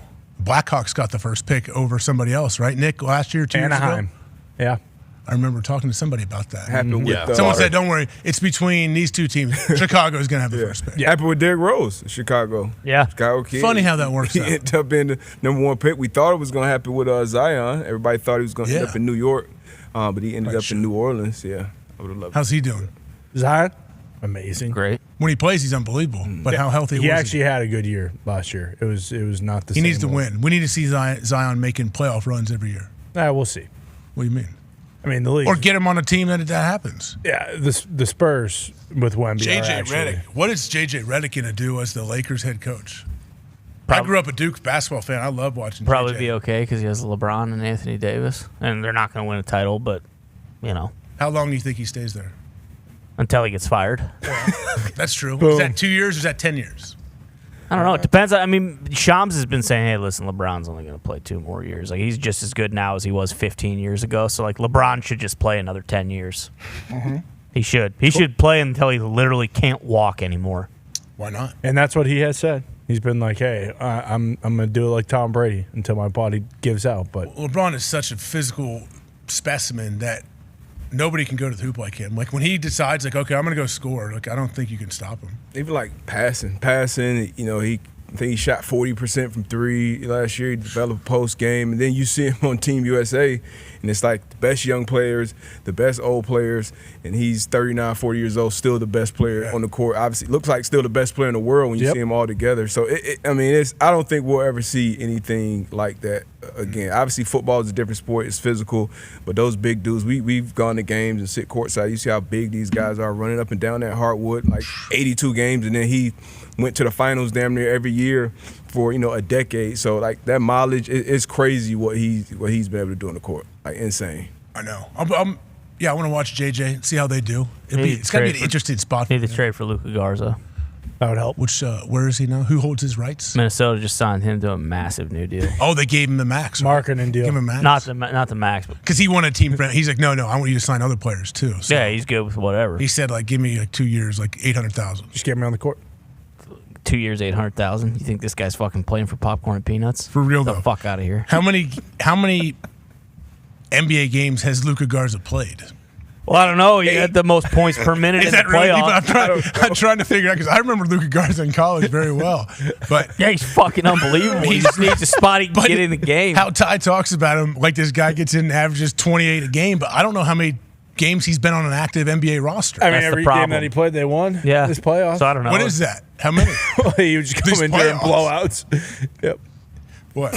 I mean, what do you want the guy to do? He plays 2 minutes. He scores 8 points and fucking has 4 boards. Does he get in though? Does he get in for 2 minutes? He would get in for the Pistons and just get dunked on in the first 2 minutes. Oh, That's why they ended up- He is a It's liability true. on It's true. defense. All right, so Fill it up. last year he played 65 games, averaged 30, 10, and 5. I don't know. Is that good?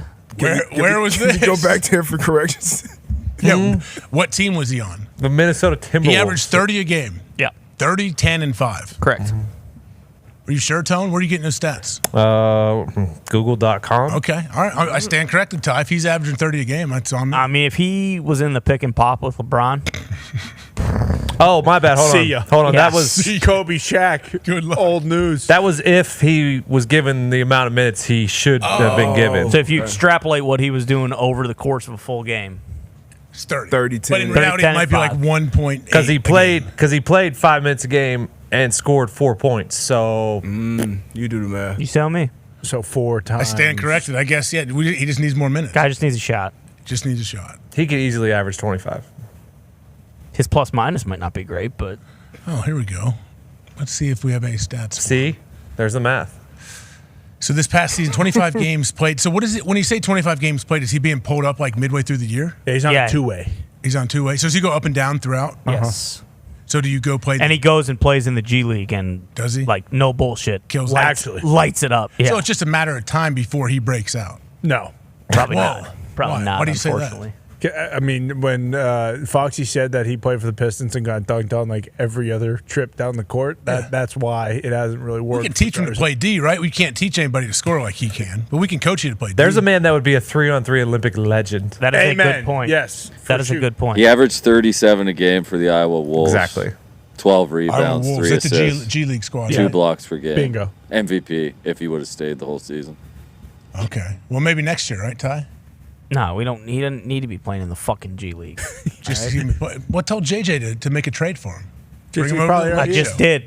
Oh, just did. You guys ever go to a game at the old Staples Center Crypto? When like Kobe or anybody? You ever seen anyone play? Yeah. Been to Staples. Staples is a good environment. Kind of dark in there. TD Garden's probably. I watched that I've finals. never been there. Yeah, Sweet. finals. Celtics, Lakers finals. Kobe, Paul Pierce, really? Ray Allen, like those. Those games were unbelievable. Fucking nuts. Yeah. I saw Kobe play in Miami, I believe. I don't know how many years ago. He had like 44. The game went to triple overtime, and I remember saying, like, I hope it goes to 10 overtimes. You just made that up. Dead serious. Dead serious. You sure? Yeah. I am sure. He Don't went triple lie. overtime. Don't Why would I lie. make that up? Triple overtime. My brother got food poisoning and puked walking up the stairs. See, it's a lie. Okay. I gave too much info? Yeah, you did. All right. You I'm did. just telling you.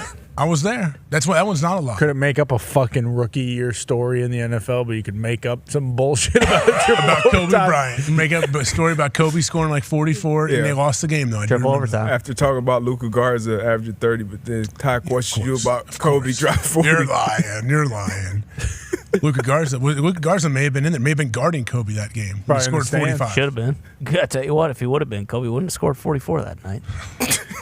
Luka Garza lock you up. Fucking amen. I mean, okay. We're right. This thing's coming to an end today, Ty. Oh, I think now? it was on the Luka Garza situation. But obviously, Kobe did not lie about him. Tone Diggs, one more time. The hammer down. Time. Nailed it that time, Studios. Yeah. Any update on the medal count? Did we take a giant lead over China? Where are we? No, there's been no golds given since the last, or any medals given since the since the last. I don't believe 200 is soon coming up. Yep, the 200 is coming up here very, very shortly. That's the semifinals. The men's 400 finals at 320. The steeplechase finals 343. So there will be some. We'll have a new medal count for tomorrow. Woman for sure. b-ball playing at 330. We're gonna win by like 80, right? I would think. For sure. So, but a lot of like WNBA players, they're trying to not do as much now. They would go overseas and play in the off season because they can get paid money. It'd be the winter. But is it all Americans over there? Because shouldn't the rest of the world in women's basketball have the shouldn't the competition have risen like the men's has? Like men's, we say like there's all these internationals all over that are great. Do we see it in women's? I don't think as much, just because the women's leagues in other countries pay pretty well, and I don't think they're full year round, but I think there are other options for them. That's why I like the unrivaled league with Breanna Stewart that she's starting, the 3-on-3 league. That's like kind of a replacement in the winter. Who just signed to that? Paige Bucket's got an NIL deal from them. And they like that league. And she got equity. She came on and talked about it on the show. That league is going to be paying those girls like good cash too, right? And equity.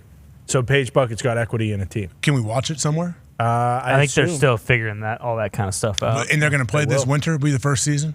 I think so, but I don't know. Man, that's a tall task. That's a big deal. Like to take that on. Where are you going to get all the revenue from? I mean, investors. Oh yeah, they did. Sound like some good investors and players. TV, no travel. It's all in one location. So like that's a massive part of it. By running plays, some trick plays, baby. Strike while it's hot. What's that about? Remember the Titans? Is it?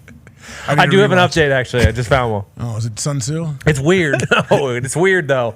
We did just get another gold, okay? Yes! But it's the... Speed climb? No, the Olympic figure skating team event. USA just got gold. They are in Paris, but it's from the 2022 Beijing Winter Olympics because they just suspended the Russian team, so we just got gold. So we got awarded gold. So that goes from on the Tokyo? list, right? Yeah, but I don't know. So we got pity gold? But that's for the Winter Olympics, though? Can we claim it both in Winter and Summer Olympics? I don't know. It's not a summer event, so I don't think so. So But the why team, would we but get they it now? are in Paris I guess celebrating it. Oh, they're actually celebrating? Yeah. They just... Because the Russians, were they doping or what happened? What did they get tweet busted with for? this? Yep. Go ahead, Zeke. Can you search figure skating team event? Yeah. Is it part of the doping scandal or no? Yes, I believe so. I can confirm Tony is speaking the truth. We don't have all the details as to why and how, but this did happen. How'd they just get caught, or why did they just get caught? I mean, there's this whole entire thing about how the Chinese, when they were testing, allegedly, they were kind of just sweeping a lot of the ones that didn't pass the test. Just send it in. Oh, yeah, really? Mm-hmm. Yeah, Phelps just spoke on this, And they brought him. They brought him to Paris to give him the gold medals today. I mean, I guess it's kind of bittersweet. It's cool. I'd be pumped, but then I'd be like, all right, well, I didn't really win, did I?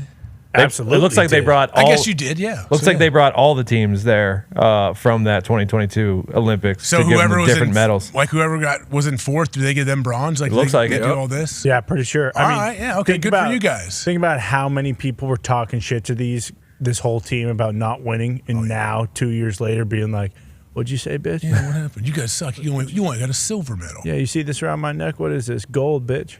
Yeah, I had a bronze That medal Nate in the Chen? house. Yeah, I believe that is Who? Nathan. Nate Chen. Hell yeah. Our boy Wonder. Nice. He's our pony. Good for them. That's awesome. Yeah, it is. I saw I don't know what Olympics it was, but I got a bronze. Jack Johnson, my brother, he had bronze or silver. He has from the Olympics that he had in my safe for a long time before he probably silver could put it in his house. I don't know what it was, what Olympics it was. I think he's played in a few of them though. Oh yeah, he's been. When was Sochi? 16 was Rio. So would Sochi be? Sochi was winner. Yeah, so Sochi would be what, 14 or 14 maybe? Something Yeah, like because that. 2010, I believe, was Rio when was we the- lost. 2014 was Sochi. Yeah. Rio was when Lochte, that whole situation. Yeah. Bingo. Yeah. Lochte, that was 2016. Mm-hmm. You guys ever been to Brazil? Nah, Brazil. Going Nope. this year. Are you? Packers game, yeah. Oh, nice. You're going? No, I'm not. You're not I'd love going, to, AJ? but, Why did you you do know. that? Well, AJ said he Why'd was you going. fall for it? Yeah, What do you mean? It's on a I thought Friday. going We got a seemed so show. genuine. I thought you were tossing out the first ball or something. You're delivering the game ball to the squad. That'd be cool. You guys did it in Iowa? Did you have that in high school? In Ohio, a lot of times the local news guy would fly the news helicopter in, and he'd deliver the game ball. He'd land on the 50, and they'd say, "Oh, Mike Hartsock, who's been there for 50 years, forever." They would fly him in on the news chopper, and he'd land on the 50 and hand the ball to the ref, and then he'd wave to the crowd, and he'd take off. No, that sounds like a huge waste of money in terms of community resources. Well, he was coming anyway because he got filmed the Vin highlights for Diesel's football actually Friday doing night. it for Eagles Packers. That would make When sense. he hands the ball, he just stands in the middle and goes, "This is Brazil." And he stands there the whole game. The whole game. You got to play around him? Yep. All right. And a We got to glass practice boss. that. We better get a mannequin and stand up there and we got to Already practice have. around it. We're way ahead of you. Belichick he'd figure it out. Yeah. He'd hire somebody to stand there. Yeah, they practice all week, just like And any he's doing that. And then Pitbull has the naming rights to FIU. Things are looking up. 10 concerts. What a time. 10 concerts at FIU. I'm going to go to one of those concerts at the stadium. I bet you will. Probably be free admission, too. Pitbull's a man of the people. I doubt it. No. Yeah, businessman. He's top dollar. You're right. You guys are right. Mr. It's Worldwide. the 305. He is awesome. Honestly, I've been a big Pitbull fan forever. He has tons of hits if you don't know. Dollar. Just go check it out. Go check it out. Boys, thank you guys. Everyone in the back, appreciate you guys. Great to see you guys. Obviously, we're about to embark on a great football season, so I'm sure you guys are excited. I know I am as well. College football, how many days away? 17 days. NFL? 29 days. 29 days. We're almost there.